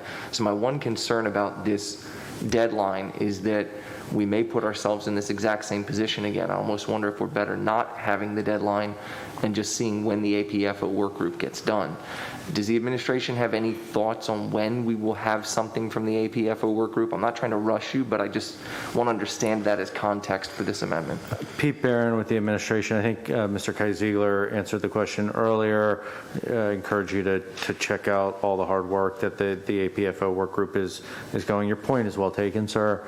I think it's sort of 6 in one, half a dozen in the other, right? This council would have the ability to come back and extend it, just like we're doing now, if we feel like the work is making progress. I will say that, and I think it was included in the comments that I made at the beginning of this, this is not a problem that occurred because of any one council or any one county exec. This is a generational culmination of policy choices that have led us to the need to do this kind of massive deep dive work that maybe we should have been doing for the last 30 years. I think almost every county resident would probably agree. So whether or not the APFO work group achieves its goals and delivers a product, on time, as so to speak, the the work of maintaining a robust, adequate facilities law is the responsibility of every council, of every county executive moving forward. So the work we are doing here hopefully will put us in a place for success and really, and we believe that the hard work that Mr. Kai Ziegler and the work group is doing will bring us a much better product, a more workable law, a law that helps reduce class sizes and maintain good stewardship of county resources. But that work won't be done just because the work group has done its job. It's going to be an ongoing task. So if the administration is comfortable with a date certain, if this council decides to change this date, we would be comfortable with that. If this council decides to have no date, we would be comfortable with that. Okay, thank you. Ms. Pickard. I'll just reiterate what I've said, and then I'll leave it. I propose the date certain because I'm eager to see us do a wholesale overhaul, and I want to make sure that the work gets done. I think it's technically 18 months from today, thereabouts. I think that's more than adequate for the work group to both do the work and bring it before this body for approval. But again, the code is a living document, and we can pass this amendment tonight, and it'll have a date certain, or we can change it, 6 months from now. That's the fun of being on the county council. So I prefer the date certain, but it's up to my colleagues to agree. So thank you. Madam Secretary, please call the roll on amendment number 4. Mr. Pruski. Aye. Ms. Fiedler. Aye. Ms. Rodvian. Aye. Ms. Hare. Aye. Ms. Pickard. Aye. Mr. Volkey. Nay. Ms. Lacy. Aye. 6 in the affirmative, 1 in the negative. Amendment number 4 is adopted. Bill number 8521, as amended, will be heard on November 15th, 2021. Madam Secretary, please read the title of Bill number 8621. Bill number 8621, an ordinance concerning finance, taxation, and budget, real property taxes, tax credits, public safety officer property tax credit. Mr. Pruski? Thank you, Madam Chair. I appreciate the floor. I want to go over and give a little bit of history for those that don't understand. Bill 8117 was passed by the prior council. It's a public safety officer property tax credit. That was a maximum of 5 years with initial tax credit of 1 taxable year and then renewal. This bill is obviously adding to that to make it a max of 10. I appreciate the blue letter that the auditor did, clearly outstating what the costs are. Also, just to finish up, and I can reserve my comments for later because I know there'll be folks to testify, I want to read an adjacent county. It was just recently in the paper. This is Montgomery County, and I'm paraphrasing. This is from WPOP. County officials admit they are having a hard time retaining and recruiting public safety personnel, and they are considering fulfilling the property tax credit, which is already in several counties. So that much just tell you something right there that obviously Baltimore City, Howard County, I can go through the list of other jurisdictions that have passed this bill. But again, I hope that everyone takes a look at this. You're going to hear some testimony tonight of folks who were impacted by the bill, and thank you for your time. Mr. Barron? Thank you, Madam Chair. Pete Barron with the administration. Joining me from our budget team is Mr. Hasim, from finance, Ms. Good, from law, Ms. Kenny. The administration supports this bill. The administration has made it a commitment to Councilman Pruski's point to recruit and retain public safety officers. We have raised wages. We have worked to keep folks who do that tough job every day, compensated in a manner that is fair to the work that they do. Having a credit like this will help retain and recruit quality professionals to our county. The administration would like to thank the councilman for bringing it forward, and we are happy to answer any questions on the issue. Ms. Rodvian. Thank you, Madam Chair. I would like to be added as a co-sponsor to this bill.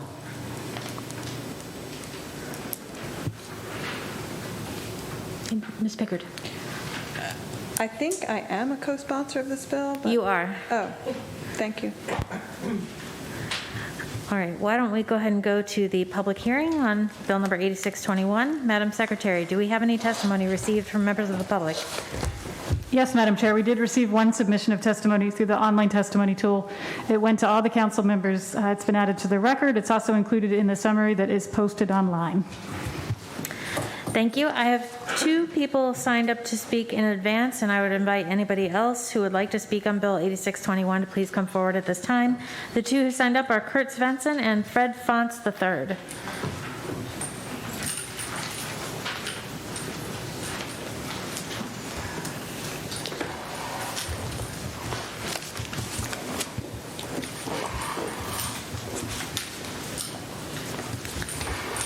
Mr. Svensson? Thank you. Kurt Svensson, 934 Juliet Court, Arnold, Maryland. Watching the video of county council work sessions can be very eye-opening.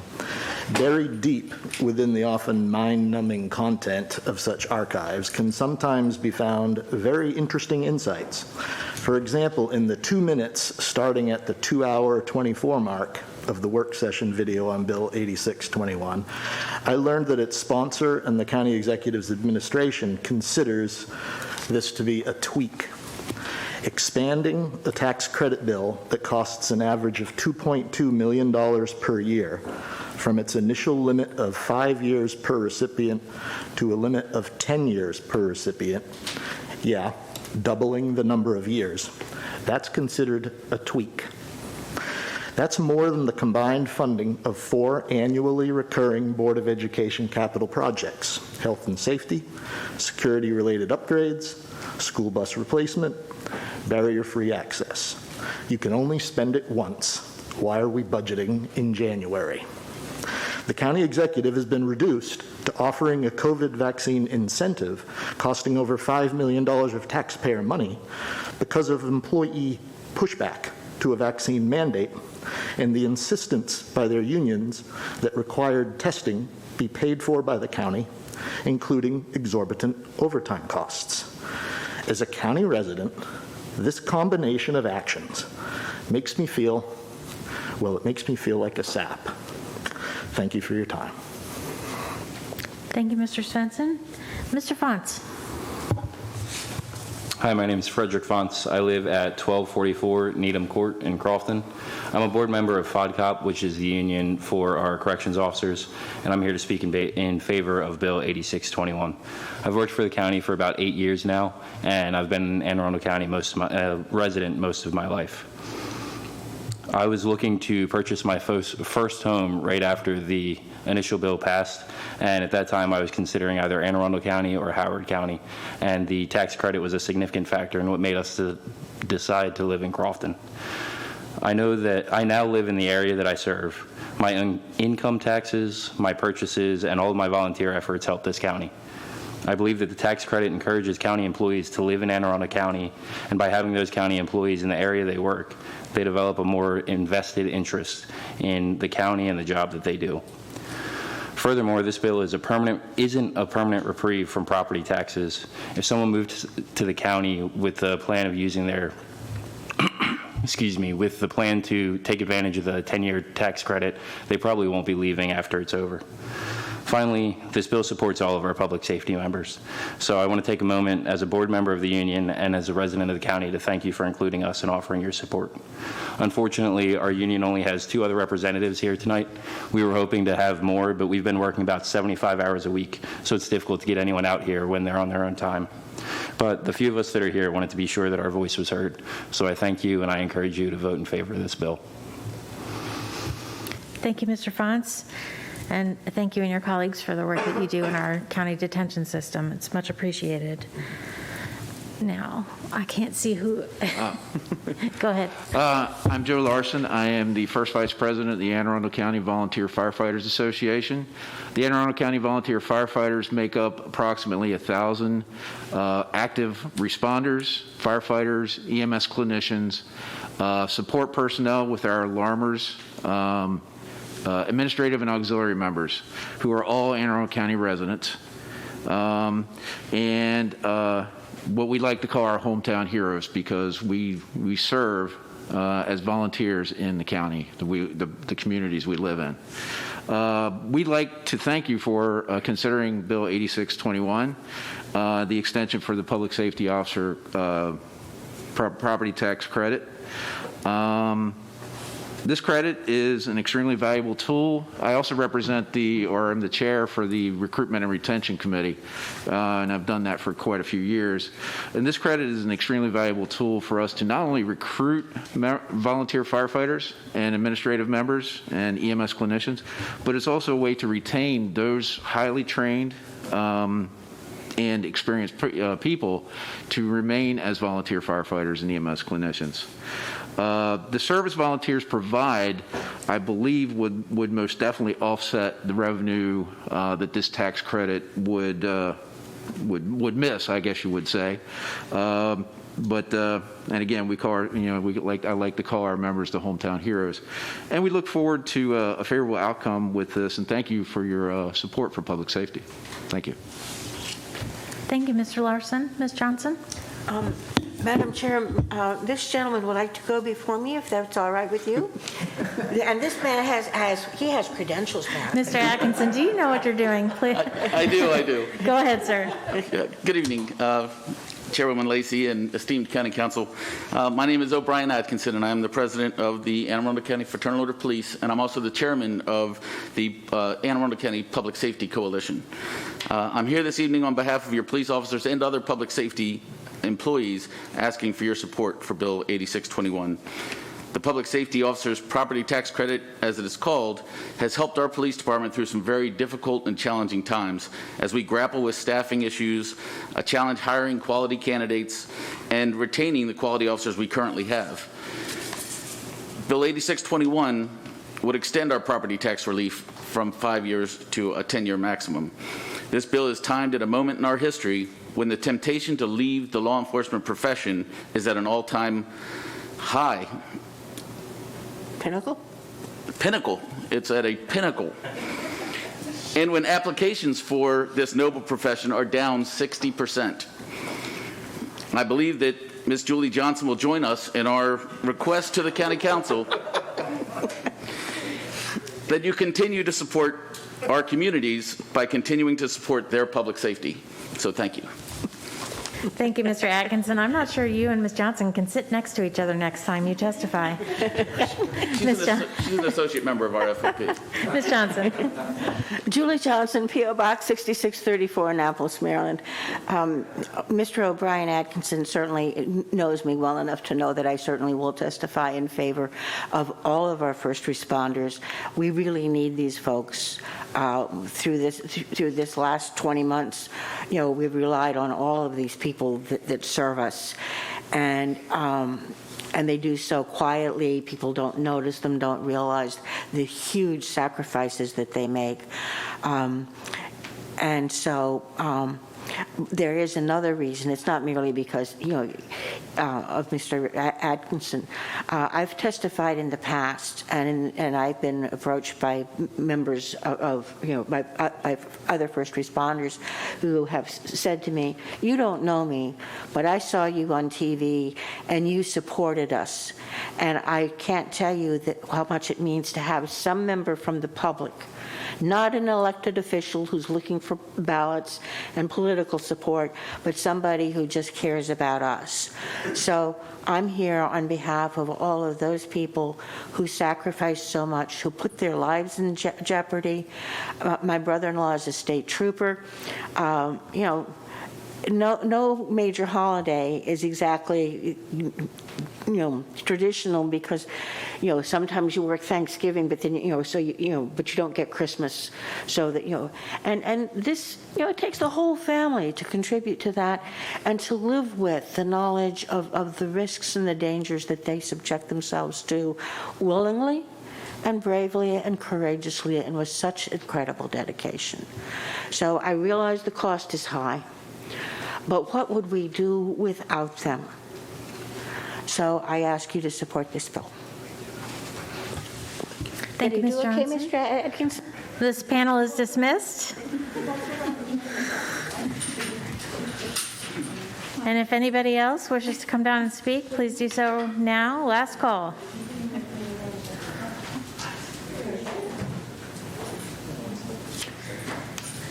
Mr. Dull. David Dull, 534 Heavy Tree Hill, Silver Park, Maryland, Chairman of Arundel County Libertarians. So it's great to see you guys supporting a tax credit. You just missed 99.9% of Arundel County citizens. We talked about living wage last month. I mean, the reason why people are not being able to pay their bills is because they pay a third of their income in taxes, and then property tax, and you add on everything else. Maybe you should consider this bill expanding out to everyone instead of a protected class. Thank you. Thank you, Mr. Dull. And with that, the public hearing on Bill number 8621 is now closed. Madam Secretary, please read the title of Bill number 8621. Bill number 8621, an ordinance concerning finance, taxation, and budget, real property taxes, tax credits, public safety officer property tax credit. Is there any further discussion? Mr. Pruski? Thank you, Madam Chair, and thank you for the testimony. And I just want to be absolutely clear. Sometimes this council does have to focus and make a narrow decision on helping people. And right now, recruitment and retention is horrible. And if we want this county to have good public service, you have to make these tough decisions, and it does cost money. But I'm going to put my vote behind it for the people that go out there every day, had to deal with COVID, people on ambulances that I went to ER, and they had to work when we weren't working. That's why I'm voting for this. I understand it's a difficult decision, policy, or whatever else, but that's where my vote's going. I'm proud to back you guys, and certainly hope that we can continue to retain and recruit, because it's not getting any better. Why are other counties, large counties that have a lot larger tax base and charge a hell of a lot more taxes, asking and having to do this? So just think about what we're saying and what we're doing. Thank you. Mr. Volke? Thank you, Madam Chair. I want to thank Mr. Svensson for making that point, because he made a point that is somewhat unpopular, and being someone who makes unpopular points up here regularly, I appreciate the predicament you're in. That being said, I think that both things that were testified to are true, similar to what Councilman Pruski said. This is expensive, it is going to cost money, but it's also about us saying we're going to do something to support the people who have gone above and beyond for us over and over again. So with that, I'll be supporting the bill. I think it's a great bill. But I do just want to appreciate the other side of the argument, which I acknowledge and see. Ms. Rodvian. Thank you, Madam Chair. Lisa Rodvian, District 6. I've spoken with members of the different public safety officer groups that are impacted by this bill, and I've heard stories of just very heavy workloads, lots of overtime hours, difficulty with recruitment, difficulty maintaining morale, and we have to find ways to turn the corner on all of those things, to bring down workloads, to improve morale. I think someone already mentioned, the difficult toll that that COVID has taken, particularly on first responders. I mean, literally, often folks are showing up at the door and folks are presenting already very serious symptoms, especially early on, waiting with a patient who's critically ill at the ER for hours before there's appropriate staff to get them in, working many hours of overtime, spending time away from your family, spending time, but ultimately serving the community. And again, I think this is a good way for us to turn the corner on some of those concerns that we have with respect to, lifting morale, saying, hey, we, the county council, support you and want you to stay and want you to make your home here in Anne Arundel County. And we are part of the community and want you to be part of our community too. Anybody else? Mr. Barron, your microphone's on. You don't have to speak. I'll second many of the things that were said. That works. Sarah Lacey, District 1, I'll just add quickly that I also second many of the things that were said, including the criticisms, but I think it's more important on balance that we stay competitive with our surrounding jurisdictions, that we recognize that we need to do what we can in being aggressive even to ensure that we can recruit and retain the public safety officers that we need and commensurate with the job that we ask them to do at the most critical moments of our lives. So I think not only is this sound policy, but I think we need to overall look at similar tax credits for other populations who serve us. We put in so much effort and time into the training. We put so much resources into their training, and that's dollar resources as well as personnel resources. It makes good sense to try to maximize the value of our investment if you want to talk in the dollar terms, but also we get better policing, we get better fire protection services, we have better services from our correctional officers when they can live near where they work because they know the communities that they serve. And I think that makes you all model, that future generations look up to and they want to have your job, but they also want to be able to live where they work, and they can't do that in this county on the salaries we can pay you. This is something we can do, and that's why I leapt at the chance to co-sponsor your bill, Mr. Pruski, even though I don't co-sponsor everything, but this one, there's no question in my mind, this is a policy we should ensure continues and we look at expanding. Anybody else with a final comment? Seeing none. Okay. Madam Secretary, please read you already read the title of Bill number 8621, so please call the roll on Bill number 8621. Mr. Pruski. Aye. Ms. Fiedler. Aye. Ms. Rodvian. Aye. Ms. Hare. Aye. Ms. Pickard. Aye. Mr. Volkey. Aye. Ms. Lacey. Aye. 7 in the affirmative, none in the negative. Bill number 8621 is passed. Thank you. Madam Secretary, please read the title of Bill number 8721. Bill number 8721, an ordinance concerning licenses and registrations, amusements, commercial bingo, and alcoholic beverages. Thank you. I am the lead co-sponsor of this particular bill, which I think is the shortest one we have seen in a long, long time. In 20 lines, it repeals the prohibition against serving alcoholic beverages during commercial bingo games. And with that, if anybody else, Mr. Barron, has more to say than 20 lines, go ahead. Thank you, Madam Chair. Pete Barron with the administration. Joining me is Ms. Kenny. I will try to keep it to 20 words or less. We support the bill. This is an antiquated provision of our code. It makes sense. It brings this particular business in line with other similarly situated businesses. That was more than 20 words. I apologize. We support. Good job. Mr. Volkey. Thank you, Madam Chair. Nathan Volkey, District 3. Happy to co-sponsor this bill. I'll be really quick. If we can have blackjack and booze, we can have bingo and booze. Vote for it. Mr. Pruski. Following up with Mr. Volkey's comment, I had a constituent email earlier and said, you can't have a beer with bingo. I said, that's about to change. So obviously, let's be clear what we're trying to do here. Thank you. Mr. Pruski, I'll have to add to your constituent, this is not an emergency ordinance, and they need to wait 45 days after it takes effect. All right, we will now open the public hearing, unless you want to go ahead, Ms. Pickard, sorry. I don't think I've been added as a co-sponsor, and I would like to. Thank you very much. I do like bingo, and I like my wine, so. Ms. Fiedler. Thank you, Madam Chair. Amanda Fiedler, District 5. If my colleagues remember when we were discussing opening certain sectors of the county in 2020, I disclosed that I may play bingo on occasion, and on behalf of my fellow bingo players, I believe they all approve, so. Ms. Rodvian. Thank you, Madam Chair. I'm really curious how this law got on the books in the first place.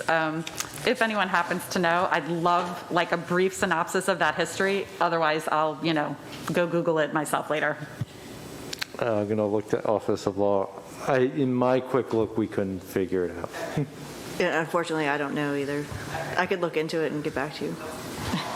You're busy. All right.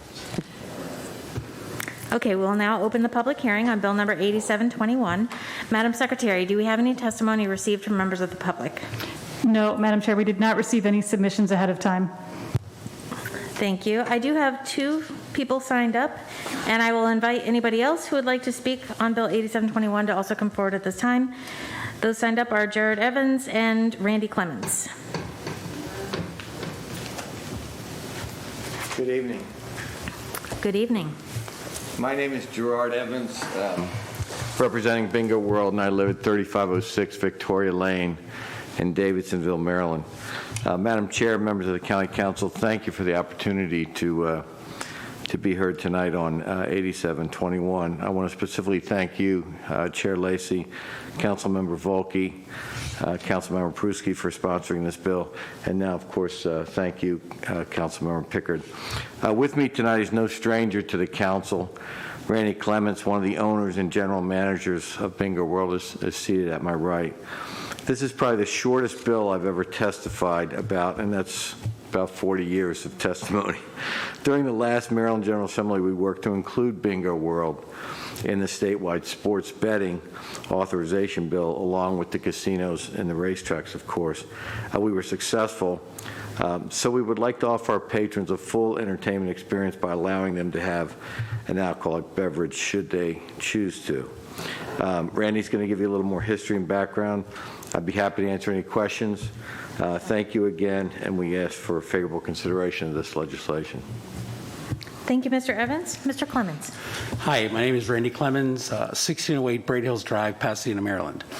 I started working bingo when I was in high school, graduated from Old Mill, and it was a great part-time job. Unfortunately, I can tell you when the alcohol went away.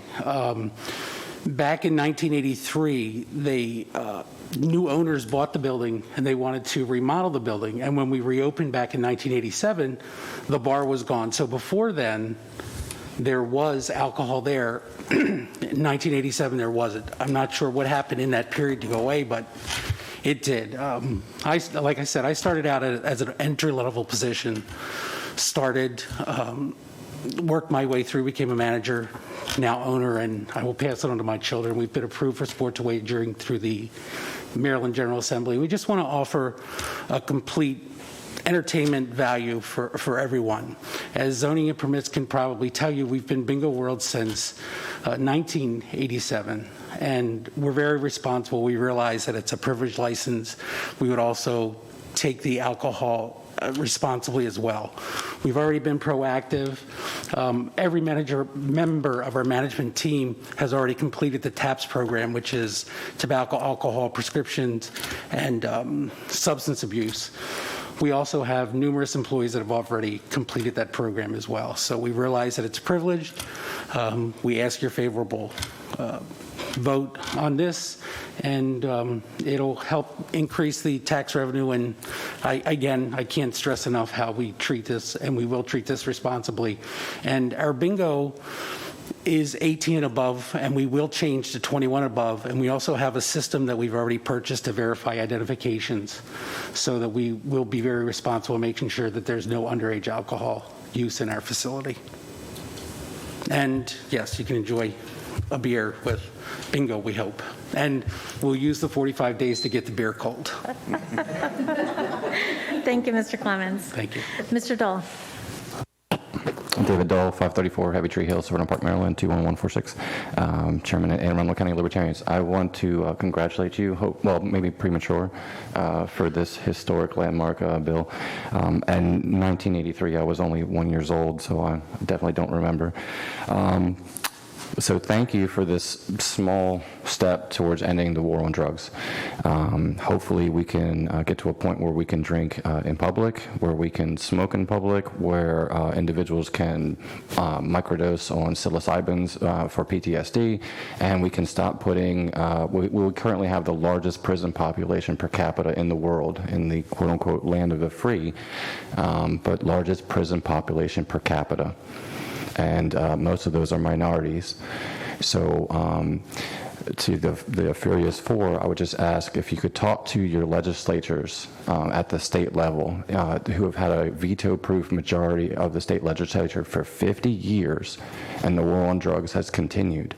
So I'm sorry to rain on your parade. I know you guys are having a good time, and this is funny, but for those who don't drink and they choose other substances, or they're addicted to these substances, I don't think that we should be languishing in prison right now while we're allowed to drink at bingo. Thank you. Thank you, Mr. Dole. You all are dismissed. The public hearing on Bill number 8721 is now closed. Madam Secretary, please read the title of Bill number 8721. Bill number 8721, an ordinance concerning licenses and registrations, amusements, commercial bingo, and alcoholic beverages. Is there any further discussion? Seeing no red lights. Actually, don't play bingo. Do you use red lights in bingo? I don't know. Okay, no opportunity for a joke. Madam Secretary, please call the roll on Bill number 8721. Mr. Pruski. Aye.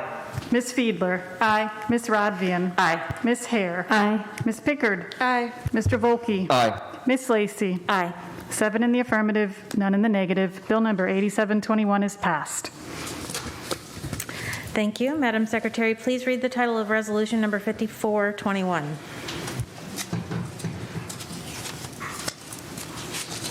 Resolution number 5421. Resolution requesting the Charter Revision Commission to consider certain issues. Thank you. This is strictly a county council resolution, which is why the table is vacant. Ms. Rodvian, you are the first listed sponsor, so you may have the floor first. Thank you, Madam Chair. Yeah, this really just puts together some of the issues that we are hoping that the Charter Review Commission will take a look at. And I'm sorry, my notes, I accidentally just closed the tab that I needed. So if anyone else would like to comment while I find that tab again, I would request that Madam Chair call them. Ms. Hare.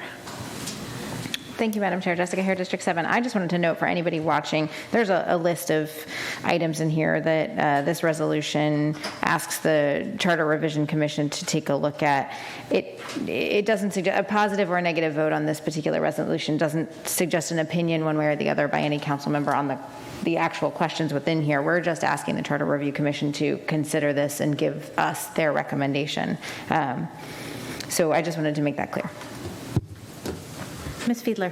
Thank you, Madam Chair. Amanda Fiedler, District 5. So I'm going to piggyback on that because I've gotten, as we're sitting here in this meeting, questions on this resolution, and any recommendations that come out of this commission, they're recommendations from folks who we appointed. And I believe, and correct me if I am incorrect, but any recommendation that comes out of the commission has to have a supermajority support before it gets to the county council. I believe that is correct, but Ms. Blair Klassmeyer, if you wouldn't mind coming to the table. Ms. Klassmeyer is supporting us in making sure we fulfill our legal obligations under the charter. which is why we appointed the commission. That's always done after the census, and then there's an opportunity for the commission to review the charter. We have the opportunity to give them input on questions they should look at, but they also can look at topics that we didn't ask about. They have the full ability, it's my understanding, to look at the entire charter when they review it, and then they come to us and they say, we suggest the following charter amendments. We then follow our normal process, which is that by a supermajority vote of 5 or more, if we do adopt any of those amendments, then they go on the ballot in time to be on the November ballot next year. Is that correct? All of that is correct. Okay. Gold star, Ms. Fiedler. Do you have any other questions? I do, Madam Chair, thank you. Ms. Blair Klausmeyer, can you, just for the public, because there was a delay in the census and this timeline for this commission is a little different from previous timelines, could you go over what that looks like now? Sure. So the issue with the timeline, normally we would have gotten the census data in 2020. So the next election that would be affected either with, or that would be affected by redistricting, which is another thing that this commission will be looking at, is going to be in 2022. So normally, if you get the census data in 2021, you have at least a year to deal with that before the filing deadline. Because we got it so late, the census data so late, we really only have a few months for this commission to look at the redistricting in order to affect the election in 2022, because I believe Ms. Corby can give you the exact date, but there is a filing deadline in February. As far as the charter revision work goes, that, again, you would have to have questions on the ballot. And to have questions on the ballot in 2022, there's a deadline in the summer of 2022. I want to say it's sometime in early August, but you calculate backwards kind of thing from the election date. So there is a date in August when you would have to have. That said, the charter can be amended at any time. So even if they did not make it onto the 2022 ballot, the charter amendments can be done during any election moving forward. So that timeline is probably not as tight, if you want, as the one to get redistricting done in time for the 2022 election. And I have some historical materials. I'm still wading through some of the things, but clearly these commissions give you two-part reports, one part being kind of the redistricting recommendations and the other part being the charter amendment recommendations. Great, thank you. Mm-hmm. Ms. Rodvian. Thank you, Madam Chair. If it's all right, there's 16 items on this resolution, and for the sake of the public, I just want to review them as quickly as possible. So looking at the number of councilmanic districts, looking at our current term limits, looking at the salary and benefits of the county council, look at whether county council should be full-time or part-time. If they are full-time, whether they should be able to have secondary employment, whether the county council should have the power to increase or amend items in the budget, whether county council should have the power to introduce bond initiatives for the ballot, whether the benefit of allowing councilmanic districts to be eligible for grants under the community benefit program, possibly placing a limit on the local income tax, looking at the powers of the fire chief to see whether the fire chief, it makes sense to have them overseeing the volunteer fire companies, looking at the possibility of I'm sorry, this one was not mine, so I'm not familiar with this. Evaluate Section 547 of the Charter as it applies to volunteer fire companies and any entities under which they operate. The benefit, possibility of having a local fire tax to help fund the fire department. Looking at the use of an emergency ordinance to address a situation that needs immediate attention. Looking at emergency ordinances and what could be done to improve the procedures for emergency ordinances. Looking at the provisions pertaining to civil emergencies and considering making the language in the charter more gender neutral. And I really tried to do that as fast as possible. Gold star, Ms. Rodvian. Anybody else? Any other comments or discussion among my colleagues? Okay, well, we do have to have a public hearing, so we will now open the public hearing on resolution number 5421. Madam Secretary, do we have any testimony received from members of the public? No, Madam Chair, we did not receive any submissions ahead of time. All right, we do have one person who signed up in advance. That is Mr. Svensson, and if anybody else wishes to speak on resolution number 5421, please come down now. Mr. Svensson. Oh, yeah. Kurt Svensson, 934 Juliet Court, Arnold, Maryland. That's Kurt Svensson. Those who cannot remember the past are condemned to repeat it. I'm sure we've all heard that. Reviewing the list of issues to be considered by the Charter Revision Commission brings that sentiment to mind because many of these suggestions represent a not so subtle shift back to the days of the commissioner form of government. Anne Arundel County citizens' adoption of the charter in 1964 represented a sound rejection of the commissioner form of government. Anyone contemplating these suggested changes ought to familiarize themselves with the reasoning behind the changes put forth in the original charter. Unfortunately, the document entitled Proposed Charter of Anne Arundel County, May 2nd, 1963, cannot be found on the county's website.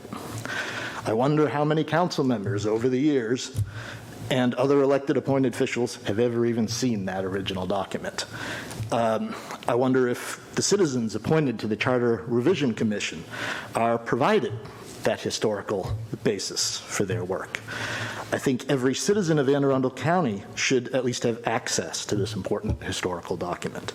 I'm fortunate enough to have a PDF version of it myself, and I've shared it on a link on the internet, but that's me. Who knows me? The actual proposed charter language only consumes 68 of this document's 230 pages. Those other sections provide reasoned arguments and historical context. The Charter Board's report to the voters, 16 pages. The consultant report to the Charter Board, 14 pages. The reporters and council notes, 80 pages on each and every one of those items, explaining the rationale and thinking of the founders of the charter government. Thank you for your time. Thank you, Mr. Svensson. Mr. Enright? Good evening, Madam Chair, members of the council, and ladies of the staff. My name is Patrick Enright from Huntwood Drive in Gambrels. I'm here as a ghost of the commission past. I wish to mention that this may seem like a mundane administrative list of questions, but believe me, it is not. The public should pay attention to these, and if you have any other suggestions to come up with them, present them to the council. And I understand that they're from observing the first meeting on Friday of the commission, that there will probably be at least 2 public hearings, which has not happened before. And that the public can participate, and I would urge the public to examine this list, to examine the charter, and pick your pet rock, if you have any, and propose amendments formally to the commission and or the council. Pay attention to this. This is, I'm back 10 years later, and I really, really, really take this seriously. This is not trivial. Our charter, like our constitutions, state and federal, are frameworks for governing. They're extremely important. Please pay attention, and I encourage all my fellow citizens to participate. And I have 2 ideas myself that I'm going to propose in this commission cycle. Thank you. Thank you, Mr. Enright. And for the, especially the stirring reminder, our charter and our government exists only by the consent of the governed. So pay attention. And hopefully everyone out there will be paying attention to what this commission is hearing and proposing. So thank you both for your testimony. With that, the public hearing on resolution number 5421 is now closed. Madam Secretary, please read the title of resolution number 5421. Resolution number 5421, resolution requesting the Charter Revision Commission to consider certain issues. I will add to the earlier explanation of the 16 questions that are on here so that the public understands. When you read it, certain of the questions do seem repetitive, and that is because each council member had the opportunity to individually submit what our questions would be to be combined into this resolution. And rather than try to edit them or condense them and combine them into one subject per, it's a better approach to just sort of let everybody's questions fall together as they did in the resolution. Ms. Hare.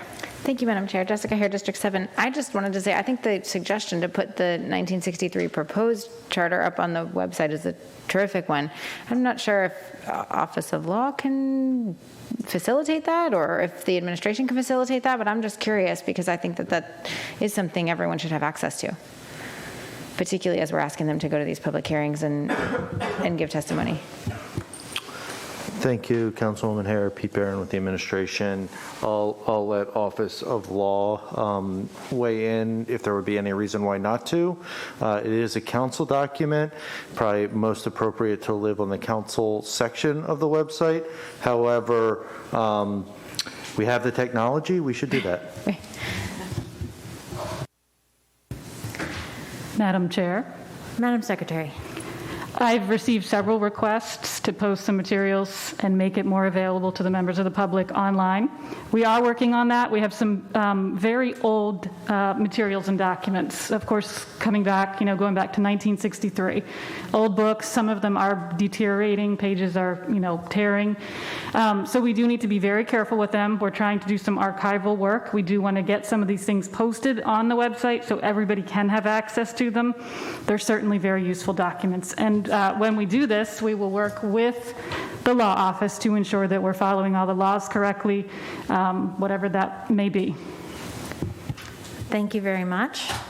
Everyone's care and attention to this process is greatly appreciated. It's a privilege for the 7 of us, I think, to happen to be here when it happens to be a Charter Review Commission year. So a privilege to participate in that process. And with that, I see no more likely comments from my colleagues. Madam Secretary, please call the roll on resolution number 5421. Mr. Pruski. Aye. Ms. Fiedler. Aye. Ms. Rodvian. Aye. Ms. Hare. Aye. Ms. Pickard. Aye. Mr. Volkey. Aye. Ms. Lacey. Aye. 7 in the affirmative, none in the negative. Resolution number 5421 is adopted. Thank you, Madam Secretary. Next, we have resolutions 5521, 5621, and 5721. And I think it would make sense to have a joint public hearing on all 3 of those resolutions. We would vote separately on the individual resolutions, but we could combine the whole discussion process if that is acceptable. If anyone does not agree to that procedure, please speak up. Okay, everyone agrees. We're going to talk about those 3 together. Madam Secretary, please read the titles of each resolution. Resolution number 5521, resolution approving the nominations for appointment to the Stakeholder Advisory Committee for Region Planning Area Number 2. Resolution number 5621, resolution approving the nominations for appointment to the Stakeholder Advisory Committee for Region Planning Area Number 4. Resolution number 5721, resolution approving the nominations for appointment to the Stakeholder Advisory Committee for Region Planning Area Number 7. Thank you. Mr. Barron? Thank you, Madam Chair. Joining me is our DCAO for Land Use, Ms. Lori Rhodes, our OPZ Director, Mr. Stephen Kai-Ziegler, Ms. Christina Pompa from OPZ, and Ms. Lori Blair-Klausmeyer from the Office of Law. Glad to see the council looking at these in a group, but each one is different, and each council member has a piece of territory of each one, but no council member has a piece of territory of 2. We were incredibly lucky to receive over 130 applicants to serve on the 3 committees. With that luck came a bit of bad luck in that we only had 15 spots to allocate in each of the 3 committees. It led to a number of very difficult choices. As the 7 of you know, as you each had an appointment for a region that overlapped your council district, it's a hard choice when you have so many dedicated citizens willing to volunteer their time to serve their community. So if you're watching and your name wasn't picked, it doesn't mean that you did anything wrong. Doesn't mean that we didn't want to pick you, but in order to have an effective committee, it has to be at a decision-making size, and Plan 2040 tagged that number at 15. But it doesn't mean that you can't have a say. The SAC meetings will be open meetings. Let me say that again. The SAC meetings will be open meetings. There will be plenty of opportunities for the public to participate in this process. This is not the end, but very much the beginning of implementing the vision of Plan 2040 to restore power to the communities. To manage the selection process, the Office of Planning and Zoning created an application to help identify candidates, let them describe their unique backgrounds, experiences, and perspectives. Every council member has been shared on spreadsheets with all of the information that was gathered through that process. Extreme care was taken to make sure that the selections before you from every SAC included a diverse mix of persons with different ages, backgrounds, genders, races, and the communities that they reside. Every SAC includes persons who are a longtime resident, property owner, a recent resident, board members of local community associations or HOAs, local business owners, persons with military or DOD backgrounds, individuals active in local community organizations, and yes, an individual or 3 with an expertise in development. The county executive wants to extend his thanks to the team at OPZ that did the yeoman's job of pulling this all together, especially Ms. Pompa here to my right, Ms. Cindy Carrier, Mr. Mark Wildonger, Mr. Patrick Hughes, and Mr. Eric Kettering, all of whom put in countless hours to make sure that every applicant got considered and helped advise the extremely difficult decision to narrow the list down to the 12 or 13 county executive choices, and as you all know, helped make sure that you all had the information available at your fingertips that the county executive did as we were making the selections. We're proud to be bringing these resolutions forward and begin the selection of these committees that'll help the county begin moving towards accomplishing the goals outlined in Plan 2040. So I'll just say again, this was extremely difficult work. We wanted to pick many more people in each region. We were incredibly lucky, and I think you make your own luck sometimes. The team at OPZ did a lot of work. The communications effort to get the word out brought people who may not have considered applying for a position like this before, and that brought forward a lot of great folks with a lot of different backgrounds, and in every region we had more applicants than we had seats available, which is not always the thing for an unpaid volunteer job. So I want to thank not only the team that helped bring this project together, but everybody that volunteered their time to help make Anne Arundel County the best place for all. With that, Madam Chair, is it appropriate? We're going to be voting on these separately. Will I have an opportunity to discuss each one individually? What would be the right way to go about this?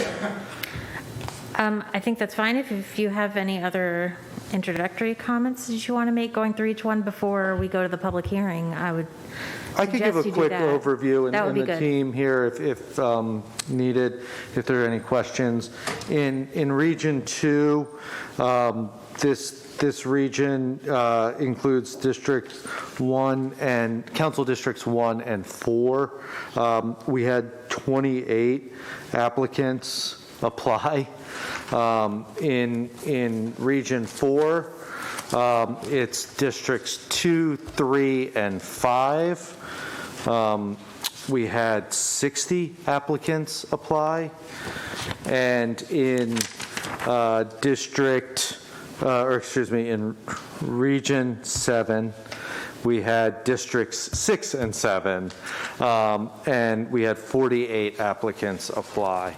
So really an embarrassment of riches, and everybody who did apply, reiterate the comments earlier, this process that we laid out in the GDP is meant to be an inclusive process that will have public participation, and they will be open meetings.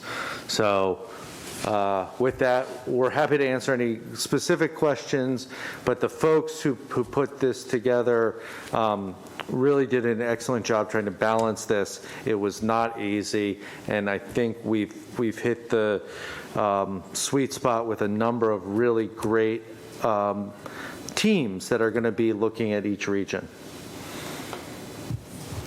And with that, do any of my colleagues have comments or questions before we go to the public hearing? Okay. Madam Chair. Ms. Fiedler. Yes, just one quick question. Amanda Fiedler, District 5. I know that there were a lot of applications, and I am trying to reach out to those that I know. Has the administration contacted those folks in the resolution as well as the ones not on the resolution yet, or is that forthcoming? No, thank you actually for the question. I neglected to mention everybody who we put forward in the application, we sent a note to, as well as everybody that was not selected, we sent a note to. All right.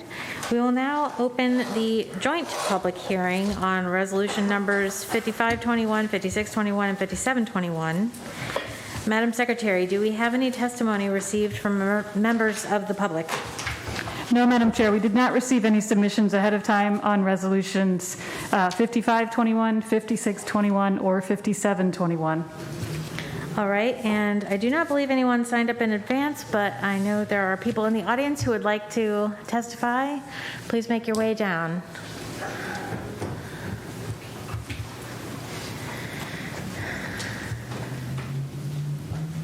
We should have carpooled. Yes. I'm happy to be here. Okay. This is great. Ellen Moss, P.O. Box 824, Jessup, Maryland. Just have a comment and some questions. I was one of the 28 applicants that was not selected, and I'm not upset that I wasn't selected. However, I am disappointed that several people that were chosen to represent my region have known, documented interests in upzoning property that they or the company they represent own, or the company they're employed by. And I believe that this represents a conflict of interest. How many other applicants that were chosen have such a conflict of interest? I was interested in the ratio of businesses to residents. You know, there's thousands of residents, and are they adequately, proportionately represented in these groups? Has the council vetted the applicants? And the last one is that, a question, these meetings are open to the public, but can the public speak?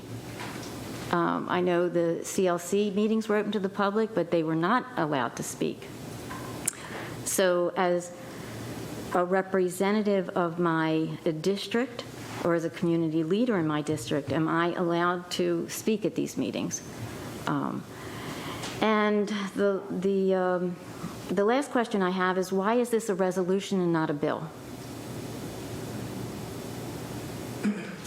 Thank you. Thank you, Ms. Moss. Mr. Mahler? Yes, Gary Mueller, 7571 Wigley Avenue, Jessup, Maryland.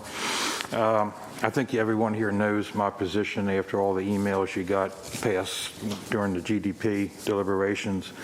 I'm not happy with the fact that the county executive gave you 3 names of people who are in the development field, who have been actively pursuing increasing their land use zoning to industrial in the middle of a community of homes. We've been going, I've been in this thing for 30-some years. We actively poll the community. The community does not want that. These people represent, the 3 people represent properties on 175. Jessup is a lot bigger than 175. So we have the road that Sarah and I live on, Wigley Avenue, and that turns into forest. We have a race road. These people now don't have any representation. I think these 3 individuals you can't deny that their decisions and deliberations will be biased because it's their job to acquire more raw material land to develop on. I'm just appalled. I sent you a 3-page email today. I know 3 or 4 other people from Jessup sent that to you. I hope you got it in time to read it. We're all terribly concerned about it, and yes, I was one of the people who applied. And like I say, I've been involved in land use and GDPs and small area plans going back 25, 30 years.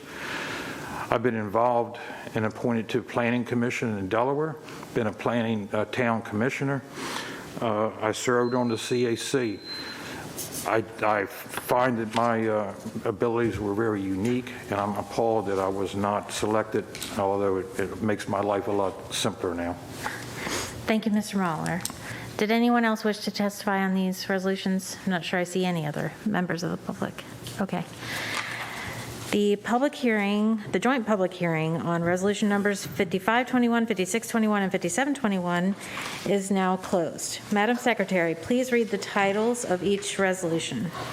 Resolution number 5521, resolution approving the nominations for appointment to the Stakeholder Advisory Committee for Region Planning Area Number 2. Resolution number 5621, resolution approving the nominations for appointment to the Stakeholder Advisory Committee for Region Planning Area Number 4. Resolution number 5721, resolution approving the nominations for appointment to the Stakeholder Advisory Committee for Region Planning Area Number 7. Thank you. I'm going to take a privilege of asking the first question this time.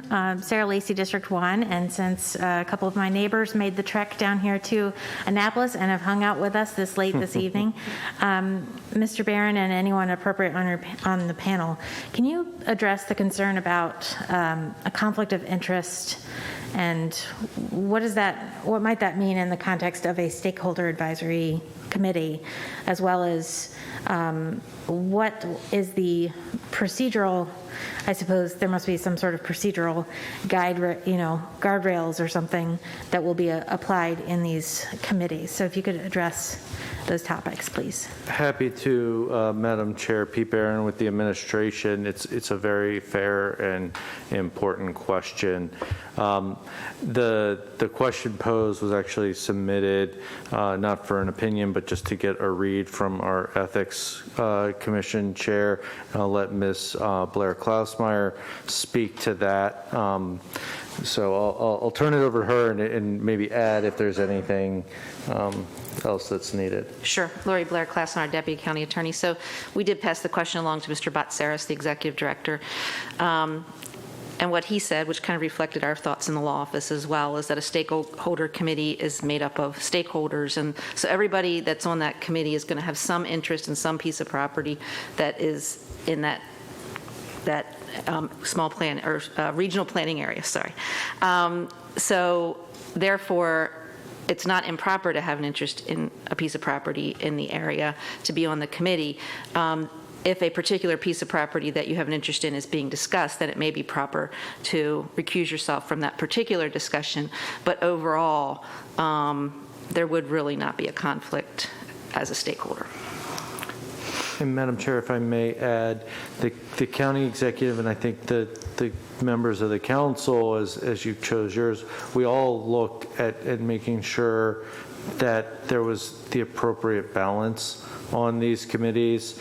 The perspective that one brings as a business owner or a large landowner is just as valid as a renter or an affordable housing advocate or a military person who may have an attachment in certain large installations. So the approach we took was to make sure that the committees would have a diverse set of viewpoints, with the vision being that you should not have one particular viewpoint dominate. And I think some of the mistakes that were made in previous iterations of planning in this county weighed way too heavily on a particular industry's point of view.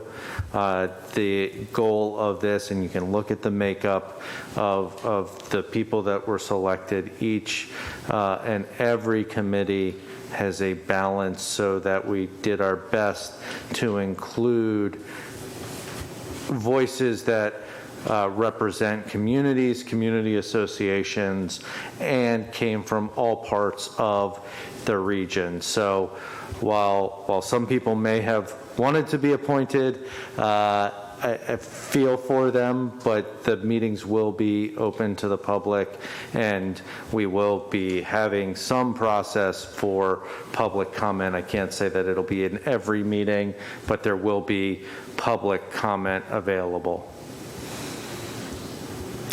Thank you for that. And I think just I'll offer that, reflecting back on when we did the amendments to the GDP that created this joint process of executive nominations and council member nominations, that we were a little bit uncertain, if I recall from back then, how well it would work. And looking at the resolutions that we have here and reading over the spreadsheet summarizing all the details that we got from all of these applicants, I personally felt reassured that this process has actually worked out pretty well, which we can't say about every process we dream up around here. So does anyone else have any comments or questions? Mr. Bruschi. Thank you, Madam Chair, and I appreciate the comments from the folks in the community. I was not chosen for a small area plan many, many years ago, but I testified as a part of the public record, so I encourage you to do the same with residents, so that process. But I do have a question, because this is something that always comes up, that the meetings are always held in Annapolis and not in the area. Has there been a meeting location, or is this virtual completely? I say that because some people, may want to come to a location, and I don't know if that's been decided yet as far as your process, but that is something that was brought up to me. If it's virtual, you can come on, but maybe they have it at a Jessup Improvement Association, and then in my area, Laurel Racetrack. I don't know, but I just figure I'd ask now to see if there was any opportunity for an in-person meeting. Thank you, Councilman Pruski. Christina Pompa with the Office of Planning and Zoning. As you know, the Citizen Advisory Committee for the GDP did meet in Annapolis because we were drawing people from the entire county, and it's a more central location. If we do in-person meetings for the region plans, we are going to have meetings in the regions so that it is easier for people to get to them. We may do combination, in-person, hybrid, and there will be many opportunities for public involvement. You know that the public involvement that we had for the GDP was very rigorous, and we expect the same amount for the region plans. Thank you. Thank you. Ms. Hare. Thank you, Madam Chair. Jessica Hare, District 7. One comment, one question. I think the question was asked about why is this done? Why are the appointments done by resolution versus bill? To my understanding, I think all of our appointments actually have sort of always been done by resolution, but I think the process specifically in the GDP set out that it was to be done by resolution. Somebody please correct me if I'm wrong.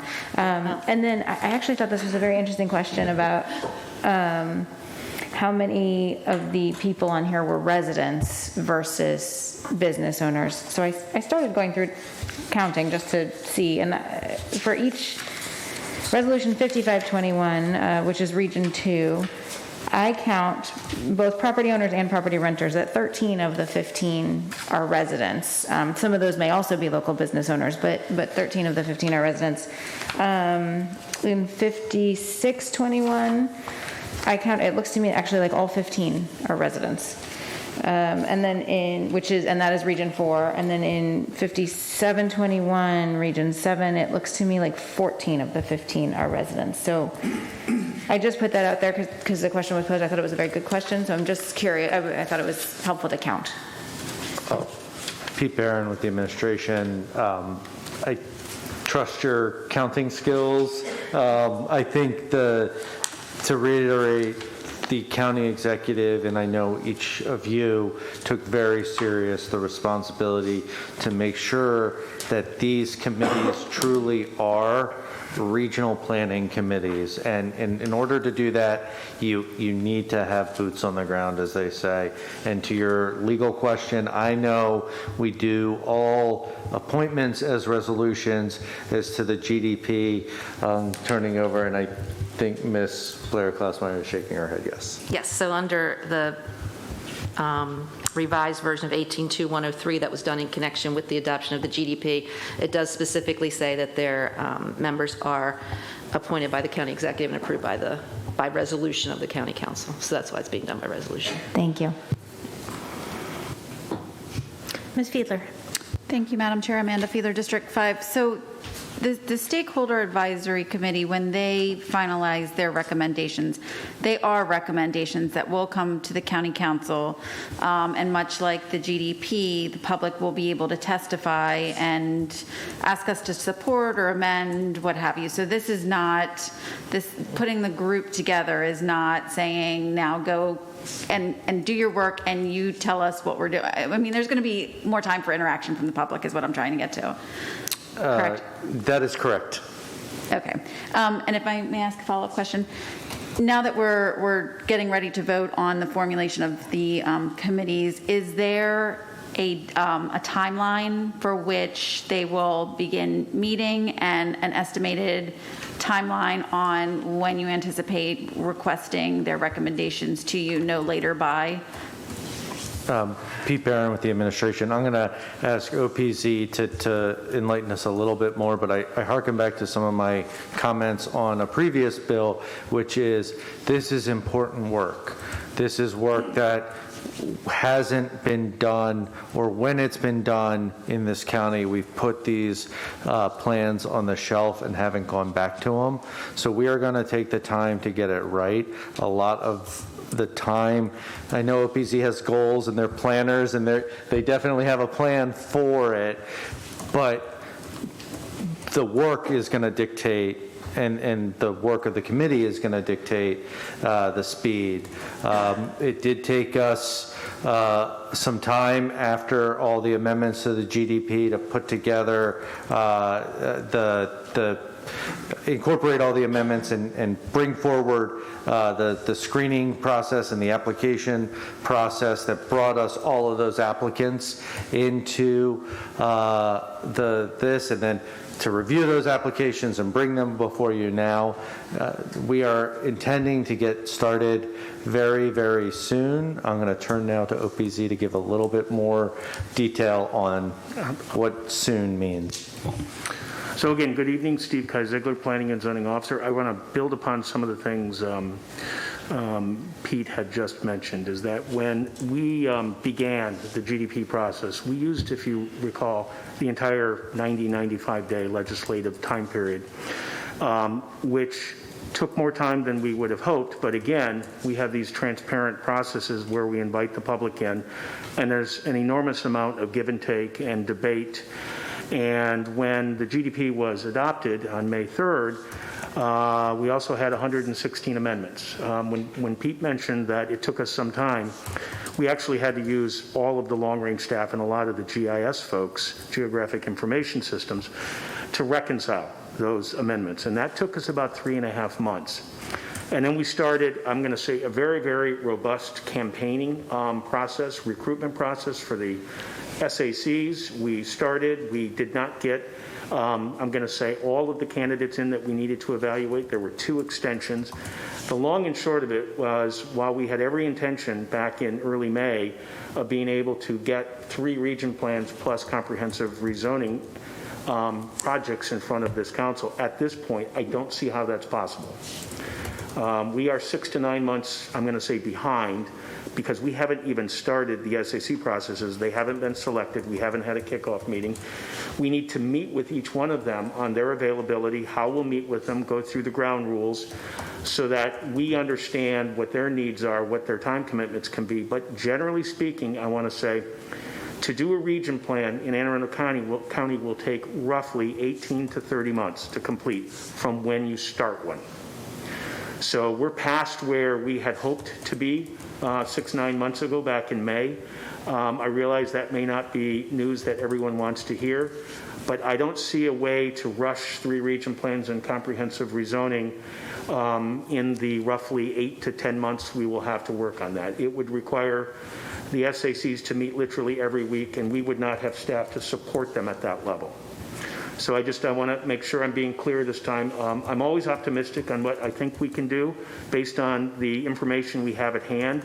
I have learned many, many times over the years, and as you know, I've done this a very long time now, that whatever work we can do by ourselves that don't require an administration or a council to take action, I can give you a deadline of when we'll have it. But when you invite the public in, and we're doing it in a way that I have never done in my career, the extent that we have, I'm going to say, recruited SAC members and involved a council and worked out how to do that has been more extensive than anything I've ever practiced. So we're off to, I'm going to say, a very good start, but as Pete had said, these things take what time they need to take in order to produce good products.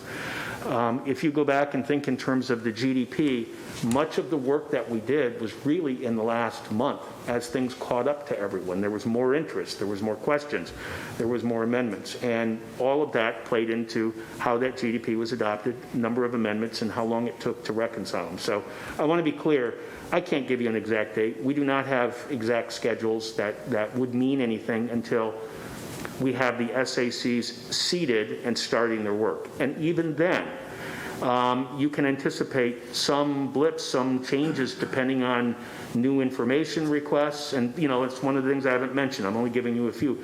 There's some really important information that comes out of the census on how we define traffic areas that we won't have until December or January. So we're behind in several ways, but we're ready to go. And this is going to be extremely important work.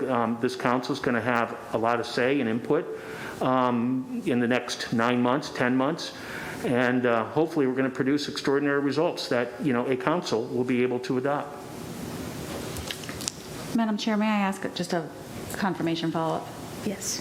So if I'm hearing this correctly, from the moment that the SACs have their first meeting, 1.5 to 2.5 years for completion? I believe that's realistic, yes. Okay, thank you. Mr. Volke. Thank you, Madam Chair. Nathan Volke, District 3. In your selection of the folks for the SACs, did you review party registration data for the individuals who had applied? No.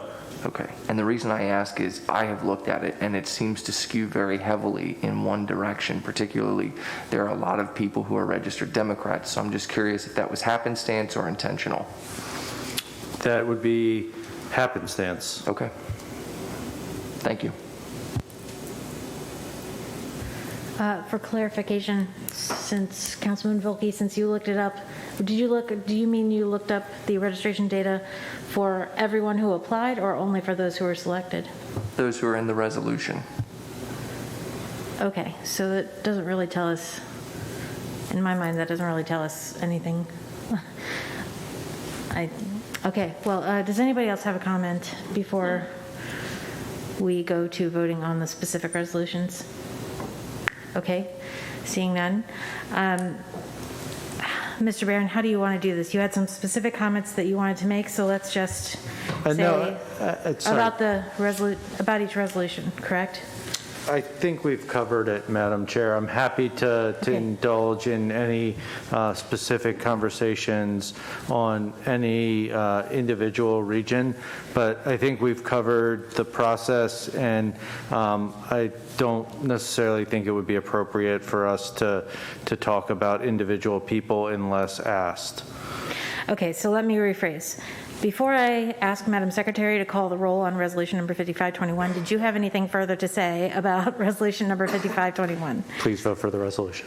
Okay. Madam Secretary, please call the roll on resolution number 5521. Mr. Pruski. Aye. Ms. Fiedler. Aye. Ms. Rodvian. Aye. Ms. Hare. Aye. Ms. Pickard. Aye. Mr. Volkey. Nay. Ms. Lacy. Aye. 6 in the affirmative, 1 in the negative. Resolution number 5521 is adopted. Thank you. And before I ask Madam Secretary to call the roll on resolution number 5621, Mr. Barron, do you have any further comments? Please vote for the resolution. And does anyone else, Ms. Rodvian, your Oh, I'm so sorry. comment? That's ready No, to vote. That's great. Madam Secretary, please call the roll on resolution number 5621. Mr. Pruski. Aye. Ms. Fiedler. Aye. Ms. Rodvian. Aye. Ms. Hare. Aye. Ms. Pickard. Aye. Mr. Volkey. Aye. Ms. Lacy. Aye. 7 in the affirmative, none in the negative. Resolution number 5621 is adopted. And once again, before I ask Madam Secretary to call the roll on resolution number 5721, Mr. Barron, do you have anything else to ask or Just add? thank you all for all the hard work that went into this, and please vote for the resolution. Madam Secretary, please call the roll on resolution number 5721. Mr. Pruski. Aye. Ms. Fiedler. Aye. Ms. Rodvian. Aye. Ms. Hare. Aye. Ms. Pickard. Aye. Mr. Volkey. Aye. Ms. Lacy. Aye.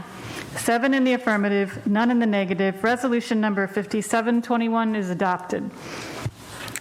Thank you. And especially thank you to OPZ staff hanging out here all night. Thank you for all your hard work.